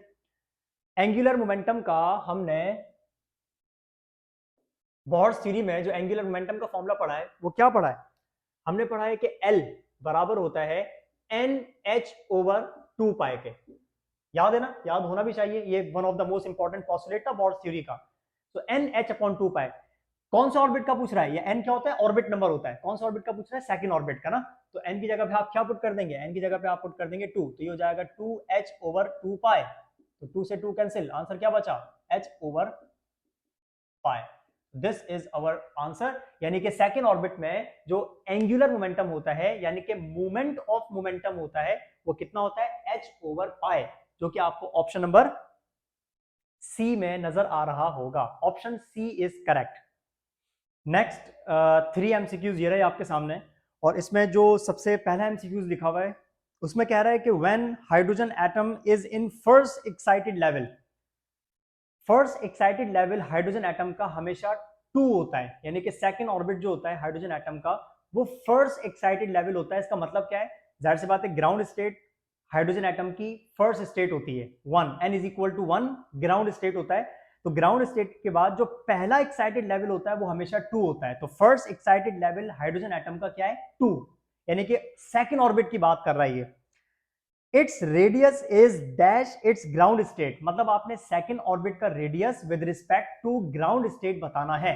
देखिए बहुत आसान सी बात है, ग्राउंड स्टेट का रेडियस हमें पता है, मतलब या यूं कह लो कि किसी भी ऑर्बिट का रेडियस जो होता है आर एन वो बराबर किसके होता है n square into 0.53 into 10⁻⁻10 metre. ये किसी भी ऑर्बिट के रेडियस का फॉर्मूला होता है। ये आपसे क्या पूछ रहा है, ये आपसे पूछ रहा है सेकंड का विद रिस्पेक्ट टू फर्स्ट। ये जो वैल्यू है ना, ये वैल्यू होती है हाइड्रोजन एटम के फर्स्ट ऑर्बिट के रेडियस की। तो अब अगर मैं इसकी जगह पे, और सेकंड ऑर्बिट की बात कर रहा है वो, इसकी जगह पे R1 लिख देता हूं, और साथ साथ सेकंड ऑर्बिट का वैल्यू जो होती है वो 2 होती है, तो यहां पर 2 आ जाएगा, और 2 का स्क्वायर कर देंगे हम तो ये 4 हो जाएगा। तो इसका मतलब अगर मैं 2 का स्क्वायर कर दूं तो हमारा आंसर क्या बन रहा है, R2 will be equal to 2 2 4 और 4 टाइम्स R1। इसका मतलब सेकंड ऑर्बिट यानी कि फर्स्ट एक्साइटेड लेवल का रेडियस ग्राउंड स्टेट के रेडियस से कितना होता है, 4 टाइम्स ज्यादा होता है। बहुत आसान सा सवाल था। तो इसका जो करेक्ट ऑप्शन हो गया वो क्या हो गया, 4 टाइम्स, यानी कि डी। सेकंड ऑप्शन में लिखा हुआ है hydrogen atom excites energy level from fundamental state, fundamental यानी कि ground state 1 to n is equal to 3, यानी कि वो फर्स्ट लेवल से 3 में जा रहा है। ये इसकी एक्साइटेड स्टेट आपको गिवन है। Number of spectral lines according to Bohr's. अब यहां पर आपसे एक ऐसा क्वेश्चन पूछ रहा है जो आपके सिलेबस में तो नहीं है, जिसमें आपसे पूछता है कि नंबर ऑफ स्पेक्ट्रल लाइंस, मतलब अगर ग्राउंड स्टेट से वो थर्ड स्टेट में जाए तो अब थर्ड स्टेट में जाने के बाद वो total number of possible spectral lines का आपसे पूछ रहा है कि बताओ कितनी होंगी। तो देखें मैं यहां पर आपको एक फॉर्मूला बता देता हूं, उस फॉर्मूले को नोट कर लीजिएगा। फॉर ग्राउंड स्टेट होगा ये ग्राउंड स्टेट के लिए, for ground state number of spectral lines, number of spectral lines का फॉर्मूला होता है n मल्टीप्लाई बाय n-1/2। ये फॉर्मूला नोट कर लिएगा। लेकिन ये ग्राउंड स्टेट के लिए, खाली ग्राउंड स्टेट से किसी भी स्टेट में जाए एक्साइटेड स्टेट में, तो 1 से 2 में जाए, 1 से 3 में जाए, 1 से 4 में जाए, 1 से 6 में जाए, 1 से किसी भी स्टेट में जाए और उसके बाद आपसे पूछे बताओ कि नंबर ऑफ स्पेक्ट्रल लाइंस कितनी होंगी, तो आप ये वाला फॉर्मूला यूज करेंगे। This is only for ground state, ground state या फंडामेंटल स्टेट। ये सेकंड स्टेट के लिए नहीं है कि मतलब 2 से 3 में, 2 से 4 में, 2 से 5 में, नहीं, ये उसके लिए फॉर्मूला नहीं है। ये सिर्फ ग्राउंड स्टेट का या फंडामेंटल स्टेट का फॉर्मूला है।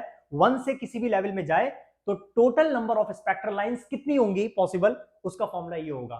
n क्या है, जिस स्टेट में वो जा रहा है वो वैल्यू आपको गिवन होगी। जैसे इस एमसीक्यू में लिखा हुआ है n इज इक्वल टू 3, तो आपने यहां पर जहां जहां n आ रहा है वहां पर 3 पुट करना है। तो देखिए भाई, जहां पर n आ रहा है 3 तो मैं पुट करूंगा, तो 3 - 1 ओवर 2, तो ब्रैकेट को सॉल्व करेंगे तो 3 - 1 कितना हो जाएगा 2, 2 3 जा 6 का हाफ कितना हो जाएगा 3, यानी कि number of spectral lines will be equal to 3।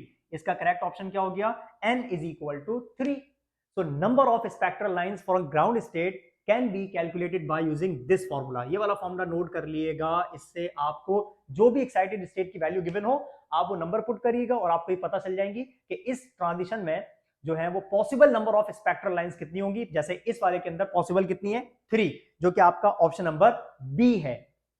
Third MCQs में लिखा हुआ है कि number of spectral lines in hydrogen atom. अब ये ग्राउंड स्टेट की नहीं पूछ रहा, ये सेकंड की नहीं पूछ रहा, ये ओवरऑल पूछ रहा है कि हाइड्रोजन एटम में टोटल स्पेक्ट्रल लाइंस यानी कि नंबर ऑफ स्पेक्ट्रल लाइंस पूरे हाइड्रोजन एटम में कितनी होती हैं। तो भाई ना 3 होती हैं, ना 6 होती हैं, ना 15 होती हैं। इसका करेक्ट ऑप्शन है इनफाइनाइट। इनफाइनाइट याद रखिएगा, हाइड्रोजन एटम की number of spectral lines infinite होती है, हम कैलकुलेट नहीं कर सकते। 1 से 2 में देखो सीरीज तो 5 है, उसके बाद 6 स्टेट भी होती है, 7 भी होती है, 8 भी होती है, तो हम बता नहीं सकते कि यहाँ पर टोटल स्पेक्ट्रल लाइंस कितनी होती है, तो इसका करेक्ट ऑप्शन है, अगर वो number of spectral lines hydrogen atom की पूछेगा तो आपने टिक करना है इनफाइनाइट पे, और अगर वो किसी भी स्टेट की पूछे फ्रॉम ग्राउंड स्टेट तो फिर आपने इस वाले फॉर्मूले से कैलकुलेट करनी है। ठीक है, ये रहे आपके सामने नेक्स्ट 3 एमसीक्यूज। इसमें जो पहला एमसीक्यू लिखा हुआ है उसमें लिखा है कि the energy of electron in first excited state of hydrogen atom is 3 - 3.4 electron volt. ये हमें पता है, यानी कि जो फर्स्ट एक्साइटेड स्टेट होता है हाइड्रोजन एटम का वो होता है 2। अभी बताया मैंने आपको, फर्स्ट एक्साइटेड स्टेट, ये फर्स्ट स्टेट नहीं है, पहला एक्साइटेड स्टेट, यानी कि ग्राउंड के बाद पहला कौन सा होता है 2, ऑर्बिट नंबर 2। ये ऑर्बिट नंबर 2 की बात कर रहा है कि ऑर्बिट 2 में जो एनर्जी होती है वो कितनी होती है, -3.4 इलेक्ट्रॉन वोल्ट। आपसे पूछ रहा है कि बताओ यहां पर इसकी काइनेटिक एनर्जी क्या होगी। मैं आपको पहले भी बता चुका हूं, किसी भी ऑर्बिट की काइनेटिक एनर्जी उसकी एनर्जी के ही बराबर होती है। जैसे अगर इस सेकंड ऑर्बिट की एनर्जी -3.4 इलेक्ट्रॉन वोल्ट है तो 3.4 इलेक्ट्रॉन वोल्ट ही काइनेटिक एनर्जी होगी, लेकिन पॉजिटिव। मैंने आपको बताया ये टोटल एनर्जी नेगेटिव होती है किसी भी ऑर्बिट की, लेकिन काइनेटिक एनर्जी उसी ऑर्बिट की होती उतनी ही है लेकिन पॉजिटिव होती है। तो इसका करेक्ट ऑप्शन क्या हो जाएगा, B, +3.4 electron volt. So kinetic energy is equal to total energy. ये मैं आपको पहले बता चुका हूं, पहले लिखवा चुका हूं। ठीक है, सेकंड एमसीक्यू में लिखा हुआ है the energy required to excite an atom from the ground state of hydrogen atom to the first excited state is.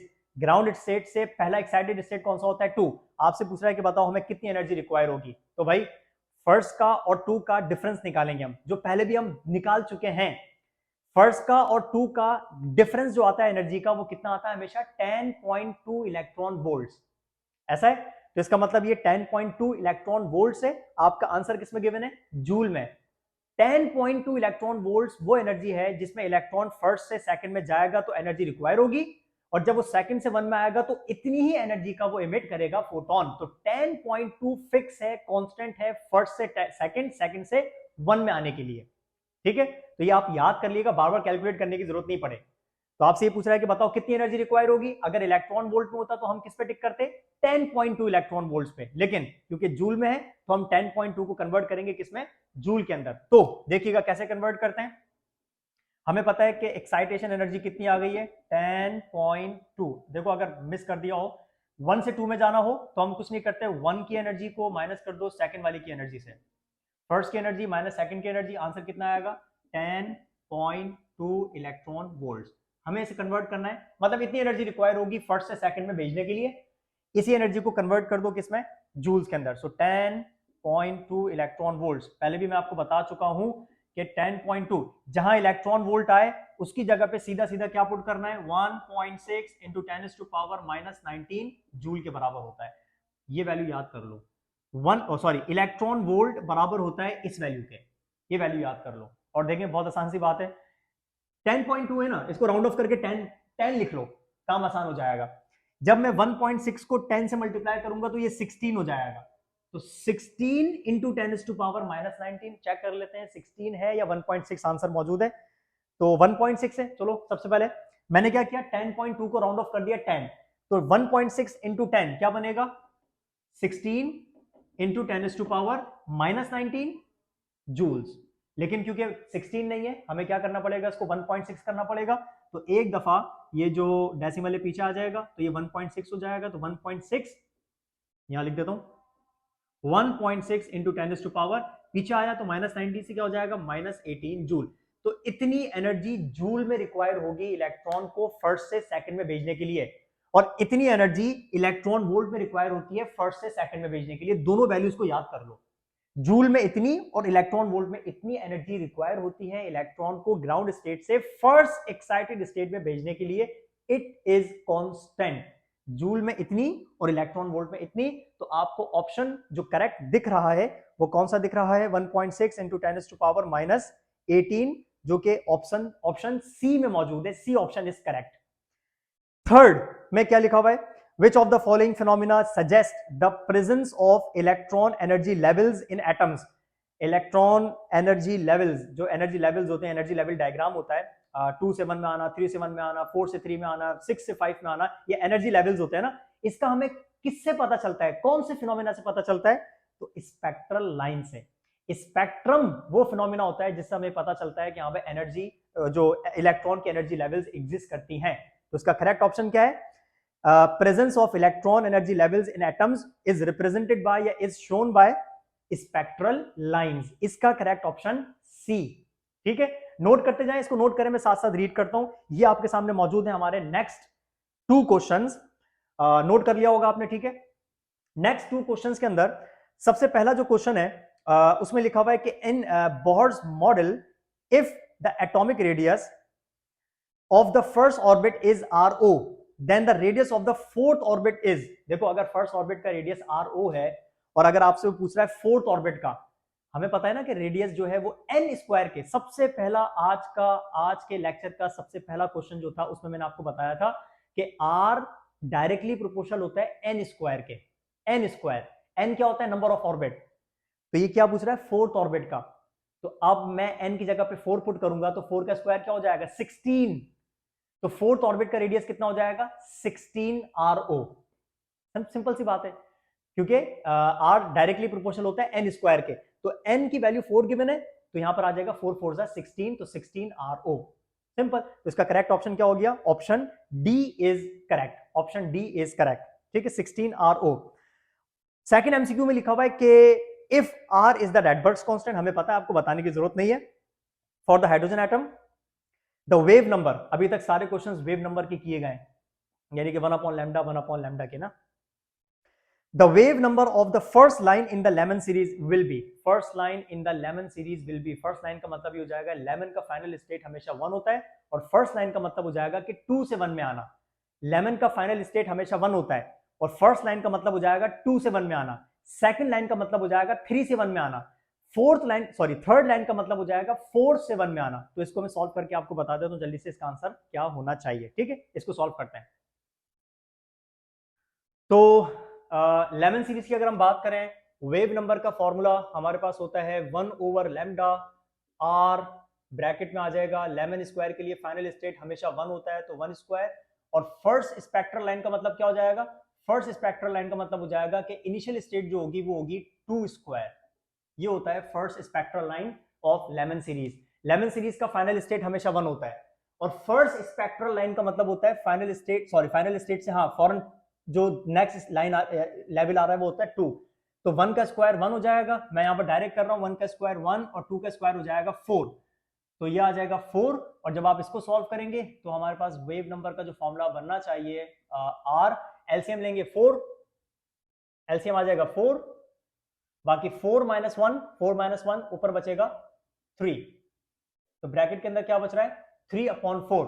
तो आप r को 3 से मल्टीप्लाई करेंगे तो ये बन जाएगा 3r/4। तो हमारा जो इसका करेक्ट ऑप्शन आ रहा है दैट इज 1/λ 3r/4। समझ आई बात? अच्छा, ये है वेव नंबर। दोबारा रिपीट कर रहा हूं, पहले भी बता चुका हूं, वेव नंबर के लिए आपने कोई रेसिप्रोकल नहीं करना। वेव नंबर का मतलब होता है 1/λ। तो 1/λ का आंसर 3r/4 ही है, जो कि आपको ऑप्शन नंबर बी में नजर आ रहा होगा, 3r/4। ठीक है, लेकिन अगर वो आपसे वेवलेंथ पूछेगा तो वेवलेंथ के लिए आपने लैम्डा को ऊपर लेकर जाना है, तो ये बन जाएगा 4/3r। तो मैं आपको पहले भी बता चुका हूं, दोबारा रिपीट कर रहा हूं कि अगर क्वेश्चन वेव नंबर का हो तो इसको ऐसे ही रहने दिएगा, ये आंसर होगा, और अगर वेव लेंथ पूछेगा तो ये रेसिप्रोकल हो जाएंगे, मतलब नीचे वाला ऊपर, ऊपर वाला नीचे आ जाएगा। That will be your final answer for wave length. अच्छा, यानी कि इसका करेक्ट ऑप्शन हो गया बी। नेक्स्ट 2 MCQs जिसमें जो है वो अगर मैं देखूं तो क्वेश्चन तकरीबन सेम है। फर्स्ट वाले MCQ में लिखा हुआ है the ratio of the largest to the shortest wavelength in Lyman series, और दूसरे वाले MCQ में लिखा हुआ है the ratio of the longest to the shortest wavelength in Brackett series. ये जो दोनों क्वेश्चंस है ना जिसमें आपसे रेशियो पूछ रहा है maximum wavelength to the minimum wavelength का, एक में लेमन सीरीज और एक में ब्रैकेट सीरीज का, ये मैं आपको जब थ्योरी मैंने पढ़ाई थी ना चैप्टर की, 1 शॉर्ट लेक्चर एटॉमिक स्पेक्ट्रा पढ़ाया था, तो वहां पर मैंने आपको एक टेबल बनवाया था।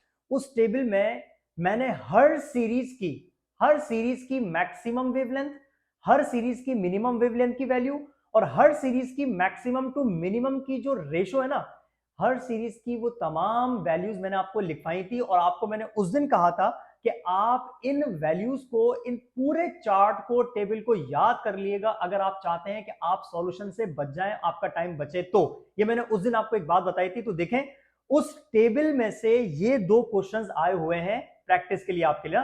तो अगर आप उस टेबल को याद कर लेंगे ना, रट्टा लगा लेंगे, सीधा सीधा रट्टा लगा लेंगे ना, तो आपके इस किस्म के क्वेश्चंस जो ना आपका बहुत कीमती वक्त बचा सकते हैं। तो देखिए पहले वाले एमसीक्यूज में क्या पूछ रहा है, the ratio of the largest. वैसे इसका डायरेक्ट अगर मैं आपको आंसर बताऊं, अगर आपने याद किया हुआ जो मैंने अभी आपको टेबल भी शो किया था, तो इसका जो डायरेक्ट आंसर है बिना सॉल्व किए हुए, जो कांस्टेंट है फर्स्ट वाले एमसीक्यू का, लेमन सीरीज का, वो है 4/3, सीधा सीधा विदाउट सॉल्यूशन। लेकिन अगर आप इसको सॉल्व करना चाहते हैं तो सॉल्व करने के लिए एक्चुअली हमारे पास जो फॉर्मूला बनता है वो क्या बनता है, देखें लेमन सीरीज का हमारे पास मैक्सिमम वेवलेंथ की जो वैल्यू बनती है लेमन सीरीज की, वो बनती है 4/3r। लेमन सीरीज की मैक्सिमम वेवलेंथ की जो वैल्यू होती है, उस दिन मैंने आपको थ्योरी में साफ समझाया हुआ ये। अगर आप चाहते हैं कि ये जल्दी आपको समझ आए तो आप उस थ्योरी का मेरा ये वाला पोर्शन पढ़ लीजिएगा, atomic spectra one shot lecture series का, तो आपको ये बात जल्दी समझ आ जाएगी। ठीक है, तो लेमन सीरीज की मैक्सिमम वेवलेंथ, मैक्सिमम कब होती है, मिनिमम कब होती है, ये सब मैंने डिटेल में बताया हुआ है, सब डिटेल में बताया हुआ है ना उस थ्योरी वाले लेक्चर में। लेमन सीरीज का मैक्सिमम वेवलेंथ की वैल्यू होती है 4/3r लेमन सीरीज की, और लेमन सीरीज की मिनिमम वेवलेंथ की जो वैल्यू होती है वो होती है 1/r। Simple. So maximum wavelength to the minimum wavelength, जैसे कि एमसीक्यू में लिखा हुआ है कि आपने कैलकुलेट करना है रेशो किसका, largest to the shortest wavelength का। तो लार्जेस्ट टू द शॉर्टेस्ट मतलब maximum wavelength to the minimum wavelength of Lyman series.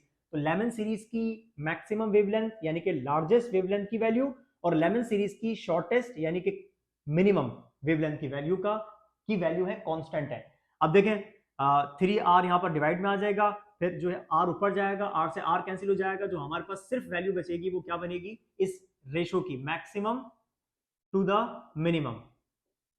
जो आंसर बचेगा वो क्या बनेगा, सिर्फ 4/3। तो आप इसको याद कर सकते हैं डायरेक्टली ना, कि लेमन सीरीज की maximum wavelength to the minimum wavelength का जो रेशो होता है वो हमेशा किसके बराबर होता है, 4/3 के बराबर होता है।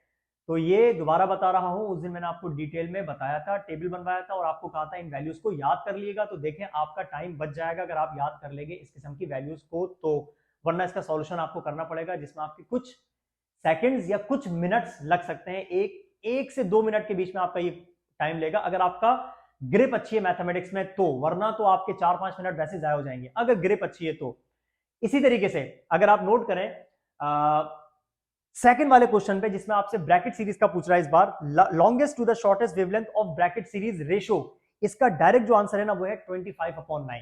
डायरेक्ट अगर आप याद कर लें तो भाई इसका कांस्टेंट है 25/9, जो कि मैंने उस दिन आपको टेबल में लिखवा दिया था, सारी वैल्यूज मैंने आपको लिखवा दी थी, सिर्फ इन दोनों की नहीं, पांचों सीरीज की वैल्यूज लिखवा दी थी उस दिन मैंने आपको थ्योरी वाले लेक्चर में। तो इस ब्रैकेट सीरीज वाले का जो डायरेक्ट आंसर होगा वो होगा 25/9। और अगर आप फिर भी सॉल्व करना चाहें, तो ब्रैकेट सीरीज के लिए जो हमारे पास मैक्सिमम वेवलेंथ होती है उसको आपने डिवाइड करना होगा मिनिमम वेवलेंथ से ना।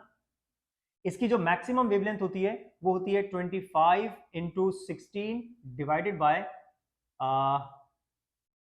9r, और इसको डिवाइड करेंगे किससे, इसका हो जाता है 1/, ये हो जाती है 16/r। सिंपल। 25 × 16/9r और 16/r, ये मैक्सिमम वेवलेंथ है, ये मैक्सिमम वेवलेंथ है ब्रैकेट सीरीज की, और ये मिनिमम वेवलेंथ है ब्रैकेट सीरीज की। सिंपल, ये कांस्टेंट वैल्यूज हैं जो कि आपने याद रखनी है। अब अगेन आप चेक करें, ये 9r यहां पर आ जाएगा डिवाइड में, ये r जाएगा ऊपर मल्टीप्लाई में, r से r वैसे ही कैंसिल हो जाएगा, 16 से 16 कैंसिल हो रहा है, r से r कैंसिल हो रहा है। इसका जो आंसर बच रहा है ब्रैकेट के maximum wavelength to the minimum wavelength के रेशो का जो आंसर बच रहा है वो बच रहा है सीधा सीधा 25/9, 25/9। सिंपल। अगेन कांस्टेंट वैल्यू है, कभी चेंज नहीं होगी, किसी हाल में चेंज नहीं होगी। ब्रैकेट सीरीज की मैक्सिमम टू मिनिमम वेवलेंथ का रेशो इतना होता है, लेमन सीरीज की maximum wavelength to the minimum का जो रेशो होता है वो इतना होता है। इसी तरीके से मैंने बैल्मर, पैशन, ब्रैकेट, फर्न, तमाम सीरीज की आपको मैंने वैल्यूज लिखवाई थी जो कि आपने याद कर लेनी है, तो आपका टाइम बचेगा बहुत ज्यादा ना। तो इसका करेक्ट ऑप्शन क्या हो जाएगा, ए। तो फर्स्ट वाले एमसीक्यूज का जो है वो करेक्ट ऑप्शन है वो है 4/3, और सेकंड वाले का जो है वो है 25/9। ओके, अगर हम नेक्स्ट एमसीक्यूज को देखें जो कि आपको नजर आ रहे हैं 3 एमसीक्यूज, इसमें पहला जो एमसीक्यू उसमें लिखा हुआ है, which is an example of continuous spectra. ये मैंने आपको एटॉमिक स्पेक्ट्रा में continuous spectra, band spectra, line spectra, इनकी डेफिनेशन और ये कौन बनाते हैं ये डिटेल में बताया था, है ना। ये उसी का क्वेश्चन है। कंटिन्यूअस स्पेक्ट्रा हमेशा ब्लैक बॉडी रेडिएशन का होता है। ब्लैक बॉडी रेडिएशन जो होती है वो बनाती है कंटिन्यूअस स्पेक्ट्रा। बाकी मॉलिक्यूलर स्पेक्ट्रा जो होता है वो होता है बैंड स्पेक्ट्रा, और जो एटॉमिक स्पेक्ट्रा होता है वो होता है लाइन स्पेक्ट्रा। चलो ये तीनों बातें यहां पर आ गई। ब्लैक बॉडी रेडिएशन या व्हाइट लाइट बनाती है कॉन्टिन्यूअस स्पेक्ट्रा, जबकि मॉलिक्यूलर स्पेक्ट्रा बनाते हैं, मॉलिक्यूलर स्पेक्ट्रा जो होता है वो बैंड स्पेक्ट्रा होता है, और साथ साथ जो एटॉमिक स्पेक्ट्रा होता है वो हमेशा लाइन स्पेक्ट्रा होता है। सेकंड एमसीक्यूज में लिखा हुआ है line spectra is an example of, देखिए वही वाली बात आ गई, एटॉमिक स्पेक्ट्रा। लाइन स्पेक्ट्रा हमेशा एटॉमिक स्पेक्ट्रा होता है, एटॉमिक स्पेक्ट्रा की मिसाल होती है। थर्ड में लिखा हुआ है the unit of Rydberg constant. अभी बीच में क्वेश्चन आया था जिसमें रेडबर्ग कांस्टेंट की वैल्यू भी पूछी गई थी, तो क्या था 1.097 इंटू 10⁻⁻7, और यूनिट क्या था पर मीटर। पर मीटर का मतलब क्या होता है मीटर इनवर्स, तो इसका करेक्ट ऑप्शन क्या है मीटर इनवर्स, यानी कि B is the correct option. अगर ये आप एमसीक्यूज देखें जो आपको स्क्रीन पर नजर आ रहा है, एक्चुअली ये है पास्ट पेपर का क्वेश्चन है। इसमें लिखा हुआ है the shortest wavelength photon emitted in Balmer series is. Shortest wavelength का मतलब हो जाएगा हाईएस्ट फ्रीक्वेंसी। हाईएस्ट फ्रीक्वेंसी का मतलब हो जाएगा maximum energy photon. Balmer series में मैक्सिमम एनर्जी फोटोन जब इमिट होता है, किसी भी सीरीज में मैक्सिमम एनर्जी फोटोन जब इमिट होता है जब इलेक्ट्रॉन इंफिनिटी से फाइनल स्टेट में आए, इंफिनिटी से। बाल्मर सीरीज के देखो इस वाले क्वेश्चन के अंदर वो वेवलेंथ पूछ रहा है, वेव नंबर नहीं पूछ रहा है। इसका मतलब इस बार आपने लैम्डा कैलकुलेट करना है, 1/λ नहीं। फॉर्मूला क्या होता है बाल्मर सीरीज के अंदर, फाइनल स्टेट हमेशा 2 होती है तो 2 स्क्वायर आ जाएगा, और मैक्सिमम एनर्जी, मैक्सिमम फ्रीक्वेंसी या लोएस्ट या शॉर्टेस्ट वेवलेंथ के लिए हमेशा इलेक्ट्रॉन इंफिनिटी से आता है, तो इंफिनिटी यहां पर आ जाएगा इनफाइनाइट का स्क्वायर। अब देखो इनफाइनाइट 1/∞ का मतलब हो जाता है 0, इसका मतलब ये वाला फैक्टर 0 हो चुका है। अब आपके पास ब्रैकेट में सिर्फ क्या बचा हुआ है, ब्रैकेट में बचा हुआ है 1/2 स्क्वायर। 1/2 स्क्वायर का मतलब हो जाएगा 1/4, सो 1/λ बराबर हो जाएगा r/4 के। अगर इस क्वेश्चन में वो वेव नंबर पूछता तो हमारा आंसर यही होता, वेव नंबर 1/λ होता है, तो अगर वेव नंबर पूछता तो हमारा आंसर होता r/4, लेकिन वो पूछ रहा है वेवलेंथ, तो आपने वैल्यूज को रेसिप्रोकल करना है, तो वेवलेंथ के लिए लैम्डा ऊपर जाएगा तो ये बनेगा 4/r। और मजे की बात आपको यहाँ पर ऑप्शंस के अंदर बकायदा नंबर नजर आ रहे होंगे, वैल्यूज, r नहीं नजर आ रहा है, इसका मतलब आपको यहाँ पर रेडबर्ग कांस्टेंट की वैल्यू पुट करनी है। तो लैम्डा की वैल्यू क्या हो जाएगी 4 डिवाइडेड बाय 1.09 इंटू 10⁻⁻7। जब मैं 4 को 1.09 से डिवाइड करूंगा, देखें अगर मैं 4 को डिवाइड करूं सीधा 1 से, सिर्फ 1 से, 09 नहीं होता, तो आंसर आता 4। लेकिन 1.09 डेसिमल के बाद एक थोड़ा सा आगे डिजिट्स आ रहे हैं, इसका मतलब आंसर पूरा 4 नहीं आएगा बल्कि 4 से कम आएगा। और 4 से कम आपको यहाँ पर ऑप्शन में अगर हम गौर करें तो 4 से कम आपको जो है वो एक नजर आ रहा है 364 या 3.64, समझ आए। तो इस तरीके से आप ऑप्शंस को देख के अपने सॉल्यूशंस को कम से कम कर सकते हैं, मतलब टाइम बचा सकते हैं, ठीक है। तो अगर मैं इसको डिवाइड करूंगा तो मेरा ऑप्शन जो आएगा वो आएगा 4 डिवाइडेड बाय 1.09, यानी कि 3.6 समथिंग, और इंटू 10⁻, ये +7 ऊपर जाएगा तो ये बनेगा -7। अब क्योंकि ऑप्शन में हमारे पास जो मौजूद है वो नैनोमीटर में गिवन है, तो आप इस वैल्यू को नैनोमीटर में कन्वर्ट करेंगे। नैनो का मतलब होता है पावर -9 होनी चाहिए। तो अगर इस डेसिमल को मैं 2 प्लेसेस आगे ले जाऊं, 2 प्लेसेस, तो -7 से -9 हो जाएगा, तो 3.6 से ये क्या बनेगा, ये बनेगा 360 इंटू 10⁻⁻9, ठीक है। 2 प्लेसेस में आगे लेकर गया, 3.6 था तो 360 कर दिया मैंने, 2 प्लेसेस आगे ले गया तो -7 से -9 हो गया, और -9 का मतलब होता है ये होता है नैनोमीटर। तो इस चीज को आप कैसे लिखेंगे, lambda is equal to 360 nm, जो कि हमारे आंसर के करीब करीब है, और इसके करीब आंसर सिर्फ एक है, और जो कि क्या है 364.6 nm, यानी कि it is almost equal to, approximately equal to 364, बाकी nm हमारा सही है। तो इसका करेक्ट ऑप्शन, मतलब इस तरीके से आप अप्रोक्सीमेट आंसर निकाल के भी अपने ऑप्शन को करेक्टली टिक कर सकते हैं। तो इस वाले एमसीक्यूज का जो करेक्ट ऑप्शन है वो क्या है, ऑप्शन सी, 364.6 नैनोमीटर। हमारा आंसर है 360, करीब करीब है। इस वाले एमसीक्यूज को अगर हम गौर करें, इस वाले एमसीक्यूज में ये लिखा हुआ है कि which of the following statements is not consistent. Not consistent मतलब कौन सा स्टेटमेंट इन 4-5 में से करेक्ट नहीं है। किससे related? With Bohr's set of postulates regarding the hydrogen atom. Bohr's theory में आपने जो पॉइंट्स पढ़े हैं उनको ध्यान में रखते हुए आपने ये बताना है, ये पास पेपर का क्वेश्चन है, ये भी इनमें से ये बताना है कि कौन सा इनमें से करेक्ट स्टेटमेंट नहीं है। ए में लिखा हुआ है energy levels of the electrons are stable and discrete. ये सही है, हमने यही पढ़ा है कि एनर्जी लेवल्स जो होते हैं वो स्टेबल होते हैं और डिस्क्रीट होते हैं। 1 2 3 4 कंटिन्यूअस नहीं होते, डिस्क्रीट होते हैं। बी में लिखा हुआ है एन इलेक्ट्रॉन एमिट्स और absorbs radiation only when making a transition from one energy level to another. बिल्कुल सही है, इलेक्ट्रॉन सिर्फ जब इमिट करेगा या एब्जॉर्ब करेगा एनर्जी जब वो ट्रांजिशन करेगा from one energy level to another. बिल्कुल सही पॉइंट है, बी भी सही है। सी में लिखा हुआ है to jump from lower to higher energy an electron must absorbs a photon. बिल्कुल सही लिखा हुआ है ये भी, कि मतलब अगर इलेक्ट्रॉन को लोअर से हायर में जाना हो तो उसको जो है वो फोटोन को एब्जॉर्ब करना पड़ेगा। बाकी precisely the right frequency such that, ये बिल्कुल आगे एग्जांपल लिखी हुई है। डी में लिखा हुआ है to jump from a higher energy orbit to the lower. ऊपर से नीचे आने के लिए an electron absorbs a photon, ये गलत है। हायर से लोअर में आने के लिए इलेक्ट्रॉन एब्जॉर्ब नहीं करता बल्कि इमिट करता है। इसका मतलब इनमें जो गलत स्टेटमेंट है, नॉट कंसिस्टेंट है, वो कौन सा है? Option D, D for duck. तो डी ऑप्शन इज करेक्ट, यानी कि जो कि इनकरेक्ट है अकॉर्डिंग टू द कंडीशन। तो डी ऑप्शन इज करेक्ट। अच्छा, इस वाले क्वेश्चन में लिखा हुआ है the atomic spectra deals with the measurement of. Atomic spectra जो है वो क्या नाम है, ब्रांच फिजिक्स की, जो जिसमें हम क्या पढ़ते हैं, क्या डील कर, मतलब जो क्या डील करती है। ए में लिखा हुआ है सिर्फ वेवलेंथ लिखा हुआ है, सिर्फ वेवलेंथ। बी में हमें नहीं पता कौन सी वेवलेंथ, कंप्लीट नहीं लिखा हुआ। बी में लिखा हुआ है intensities of electromagnetic radiations emitted by atoms, ये पढ़ते हैं। Intensities of electromagnetic radiations absorbed by atoms, ये भी पढ़ते हैं। इंटेंसिटीज के साथ पूरा लिखा हुआ है आगे स्टेटमेंट करेक्ट, लेकिन वेवलेंथ के साथ नहीं लिखा कौन सी वेवलेंथ भाई। तो भाई एटॉमिक स्पेक्ट्रम में हम सिर्फ वही वेवलेंथ पढ़ते हैं जो कि एब्जॉर्ब करता है एटम या इमिट करता है। तो यहां पर वेवलेंथ के आगे कंटिन्यू नहीं लिखा, इसका मतलब ये वेवलेंथ कोई भी हो सकती है, तो ये नहीं हो सकता। इसका मतलब इसका जो करेक्ट ऑप्शन है वो है बी और सी, ये दोनों स्टेटमेंट करेक्ट हैं। और आपको ई में नजर आ रहा होगा बोथ बी एंड सी।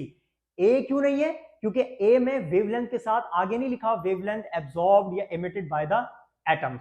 ये वेवलेंथ कोई भी हो सकती है भाई, एटम से रिलेटेड ना भी हो तो भी वेवलेंथ में आ रही है ये, इसका मतलब ए करेक्ट नहीं है। ठीक है, तो बी और सी, बोथ बी एंड सी वाला ऑप्शन करेक्ट है, यानी कि ई करेक्ट है। पास पेपर का क्वेश्चन था। नेक्स्ट एमसीक्यू में लिखा हुआ है, ये भी पास पेपर का क्वेश्चन है, एटॉमिक स्पेक्ट्रा से आया हुआ है। The ground level of hydrogen atom has energy value of, आसान है, ग्राउंड लेवल की, ग्राउंड स्टेट की, फर्स्ट ऑर्बिट की एनर्जी कितनी होती है इलेक्ट्रॉन वोल्ट्स में? -13.6 electron volts. D for duck, D option is correct, -13.6 electron volts. Pass paper का क्वेश्चन था। ये रहा नेक्स्ट क्वेश्चन, इसमें लिखा हुआ है, ये भी पास पेपर का है। The spectral series of hydrogen spectra that lies in ultraviolet region. Ultraviolet region में जो सीरीज लाई करती है वो one and only Lyman series होती है। ये मैं आपको पहले भी बता चुका हूं, लेमन सीरीज इसका करेक्ट ऑप्शन है, जो कि सी में मौजूद है। तो इसका करेक्ट ऑप्शन हो गया सी। पास पेपर का क्वेश्चन था, और ये भी पास पेपर का क्वेश्चन है जो आपके सामने मौजूद है। इसमें आपको फॉर्मूला बताना है फॉर पैस्टन सीरीज। पहले आती है लेमन, फिर आती है बैल्मर, फिर आती है पैस्टन, फिर आती है ब्रैकेट, फिर आती है फंड। पैस्टन सीरीज आती है थर्ड पे। पैस्टन सीरीज वो सीरीज होती है जिसमें फाइनल स्टेट हमेशा 3 होता है, फाइनल स्टेट 3 होता है। इन फॉर्मूला में वो फॉर्मूला जिसमें 1/3 स्क्वायर आ रहा है वो पैस्टन सीरीज का फॉर्मूला होगा, जो कि आपको ऑप्शन नंबर डी में नजर आ रहा है। D 1/λ is equal to RH 1/3 square. ये फाइनल स्टेट है, जो कि पैस्टन सीरीज में फाइनल स्टेट 3 होती है। 1/3 स्क्वायर माइनस 1/n स्क्वायर, और n स्टार्ट कहां से होता है? 4 5 6। तो इसका करेक्ट ऑप्शन क्या हो गया? डी। बहुत आसान क्वेश्चन है, पास पेपर का क्वेश्चन है, इस किस्म के क्वेश्चन आते हैं चैप्टर्स में से। देन ये भी पास पेपर का क्वेश्चन है, इसमें लिखा हुआ है the Bohr's postulate for stationary orbits of hydrogen atom is. अब आपसे ये पूछ रहा है कि हमने बोहर्स पोस्टुलेट पढ़ा था ना जिसमें एंगुलर मोमेंटम का जिक्र किया था, तो आपसे पूछ रहा है कि बताओ इनमें से जो है बोहर्स पोस्टुलेट मैथमेटिकल कंडीशन में कौन सा है? तो हमने क्या पढ़ा था, m v r is equal to n h upon 2 pi, यानी कि एंगुलर मोमेंटम बराबर होता है एन एच अपॉन 2 पाई के। तो इसका करेक्ट ऑप्शन है बी। ये फॉर्मूला है, ये मैथमेटिकल पोस्टुलेट है बोर्ड्स का, तो ये तो आपको याद होना चाहिए, हिफ्ज होना चाहिए। तो the correct option is m v r is equal to n h upon 2 pi. Option B is correct. ठीक है, ये पास पेपर का क्वेश्चन था।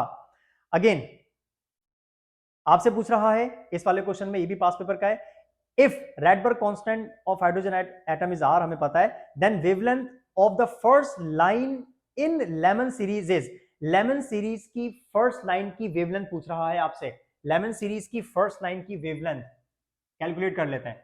1 ओवर लैम्डा फॉर्मूला होता है, आर होता है, बाकी लेमन सीरीज का फाइनल स्टेट होता है 1 का स्क्वायर माइनस फर्स्ट लाइन का, जो फर्स्ट लाइन का मतलब होता है, अगर फर्स्ट जो है उसकी फाइनल स्टेट है तो फर्स्ट लाइन का मतलब 2 से 1 में आएगा, तो इनिशियल स्टेट क्या हो जाएगी 2 स्क्वायर। ठीक है, तो मैं काम करता हूं कि यहां पर स्क्वायर इसी स्टेप में कर देता हूं, तो 1 का स्क्वायर 1 हो जाएगा, 2 का स्क्वायर हो जाएगा 4। हम लेमन सीरीज के फर्स्ट स्पेक्ट्रल लाइन के वेवलेंथ की वैल्यू बताने जा रहे हैं, और वेवलेंथ की वैल्यू मैं चेक कर लूं अगर एक दफा, तो यहां पर हाँ ठीक है, आर की वैल्यू पुट नहीं करनी क्योंकि आपके ऑप्शंस में आर मौजूद है। तो इसको मजीद सॉल्व करेंगे अगर, so 1 over lambda is equal to Rydberg's constant, bracket में क्या बचना चाहिए 4 एलसीएम आ जाएगा, बाकी 4 माइनस 1 3, ये बचेगा 4 माइनस 1 एलसीएम, बाकी ऊपर बचेगा 3, तो ये बचेगा 1 over lambda is equal to Rydberg's constant, ऊपर बचेगा 3, तो मैं आर के साथ 3 लगा रहा हूं, 3 आर ओवर 4। अब मेरी बात गौर से सुनिएगा, अगर वो वेव नंबर पूछता, वेव नंबर, तो हमारा आंसर ये आ चुका था 3r अपॉन 4, लेकिन वो क्योंकि इस बार वेव लेंथ पूछ रहा है, ये मैं आपको पहले बता चुका हूं, वेव लेंथ पूछेगा तो आपको रेसिप्रोकल करना पड़ेगा लाजमी। तो वेव लेंथ के लिए हमारा जो करेक्ट ऑप्शन होगा 4 ऊपर जाएगा, 3r अपॉन में आ जाएगा, so 4 by 3r, this is the wavelength for the first spectral line of Lyman series. तो अगर हम चेक करें तो हमारे ऑप्शन में क्या मौजूद है, 4/3r, 4/3r आपको नजर आ रहा हो, अगर नजर नहीं आ रहा तो मैं आपको बता देता हूं, ऑप्शन डी में देखने की कोशिश करिएगा, ऑप्शन डी में नजर आ रहा होगा 4/3r, जो कि करेक्ट ऑप्शन है। इस तरीके से हम लेमन सीरीज की फर्स्ट स्पेक्ट्रल लाइन कैलकुलेट करते हैं। अगर वो वेव नंबर पूछेगा तो वेव नंबर के लिए ये करेक्ट है, वेव नंबर के लिए ये करेक्ट है, वेव लेंथ के लिए ये करेक्ट है, वेव नंबर में जो आंसर आता है वही होता है, वेव लेंथ के लिए आपको रेसिप्रोकल करना पड़ता है लास्ट स्टेप में जाकर, अगर आप रेसिप्रोकल नहीं करेंगे तो आपका आंसर गलत हो जाता है। तो जनाब इसको नोट करें एमसीक्यूज के साथ। तो ये थे हमारे आज के एमसीक्यूज, जो कि आपके पास पेपर्स में से भी मैंने आपसे डिस्कस किए, जो इस चैप्टर के पास पेपर्स में एमसीक्यूज आए हैं वो भी, और मैंने आपको प्रैक्टिस के लिए बहुत सारे एमसीक्यूज करवाए, जो कि आपके इस चैप्टर में जो हमने टॉपिक्स पढ़े हुए हैं, जो फॉर्मूला पढ़े हुए हैं, जो कॉन्सेप्ट्स पढ़े हुए हैं, जो चीजें आपने याद करनी थी, उसको आप इंप्लीमेंट कैसे करेंगे इन द एमसीक्यूज, वो मैंने आपको प्रैक्टिस करवाई बहुत सारी। तो हमने प्रैक्टिस एमसीक्यूज भी किए, और साथ साथ जो पास पेपर्स में एमसीक्यूज आए हुए हैं वो भी मैंने आपके साथ शेयर किए, तो आपको ये पता चलता होगा मैंने अभी तक जितने भी चैप्टर्स के पास पेपर्स के एमसीक्यूज आपसे डिस्कस किए हैं, आपको ये आइडिया हुआ होगा कि एमसीक्यूज आसान आते हैं एज कंपेयर टू जो मैं आपको प्रैक्टिस के लिए एमसीक्यूज करवा रहा होता हूं। तो जनाब मैं समझता हूं कि आपको आज की वीडियो लेक्चर के बाद भी एटॉमिक स्पेक्ट्रा के जो एमसीक्यूज थे, मोस्ट इंपॉर्टेंट, मोस्ट कॉमन, वो आपको समझ आ गए होंगे, आपकी जो प्रॉब्लम्स रही होंगी, जो आपके जो है वो कहते हैं ना, जो आपको समझ नहीं आ रहा होता, वो भी क्लियर हो गया होगा, और आप इन सारे एमसीक्यूज की अच्छी तरीके से प्रैक्टिस करिएगा, तो आपके एटॉमिक स्पेक्ट्रा वाला चैप्टर जो है वो इन एमसीक्यूज से कवर हो जाएगा, और इनसे रिलेटेड जो भी एमसीक्यूज आपके पास वर्कशीट्स में है प्रैक्टिस के लिए, आप उनको सॉल्व करेंगे, ये जो चीजें मैंने आपको समझाई उनको इंप्लीमेंट करेंगे, तो इनसे रिलेटेड जो दूसरे एमसीक्यूज होंगे जिनमें वैल्यू चेंज होगी, तो आपसे वो एमसीक्यूज सॉल्व हो जाएंगे। ठीक है, तो ये था एटॉमिक स्पेक्ट्रा। अब हमारा जो नेक्स्ट वीडियो लेक्चर होगा एमसीक्यू से रिलेटेड, वो होगा फॉर न्यूक्लियर फिजिक्स।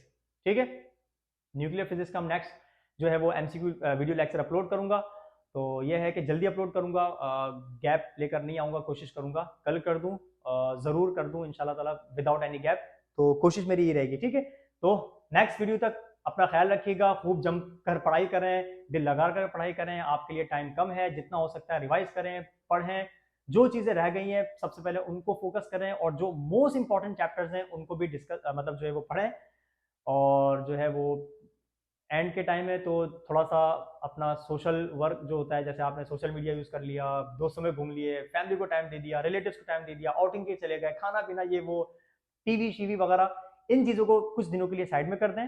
आप ज़्यादा से ज़्यादा टाइम दें अपनी स्टडीज़ को, जितना हो सकता है आप इन 2-3 दिन के अंदर कवर करें।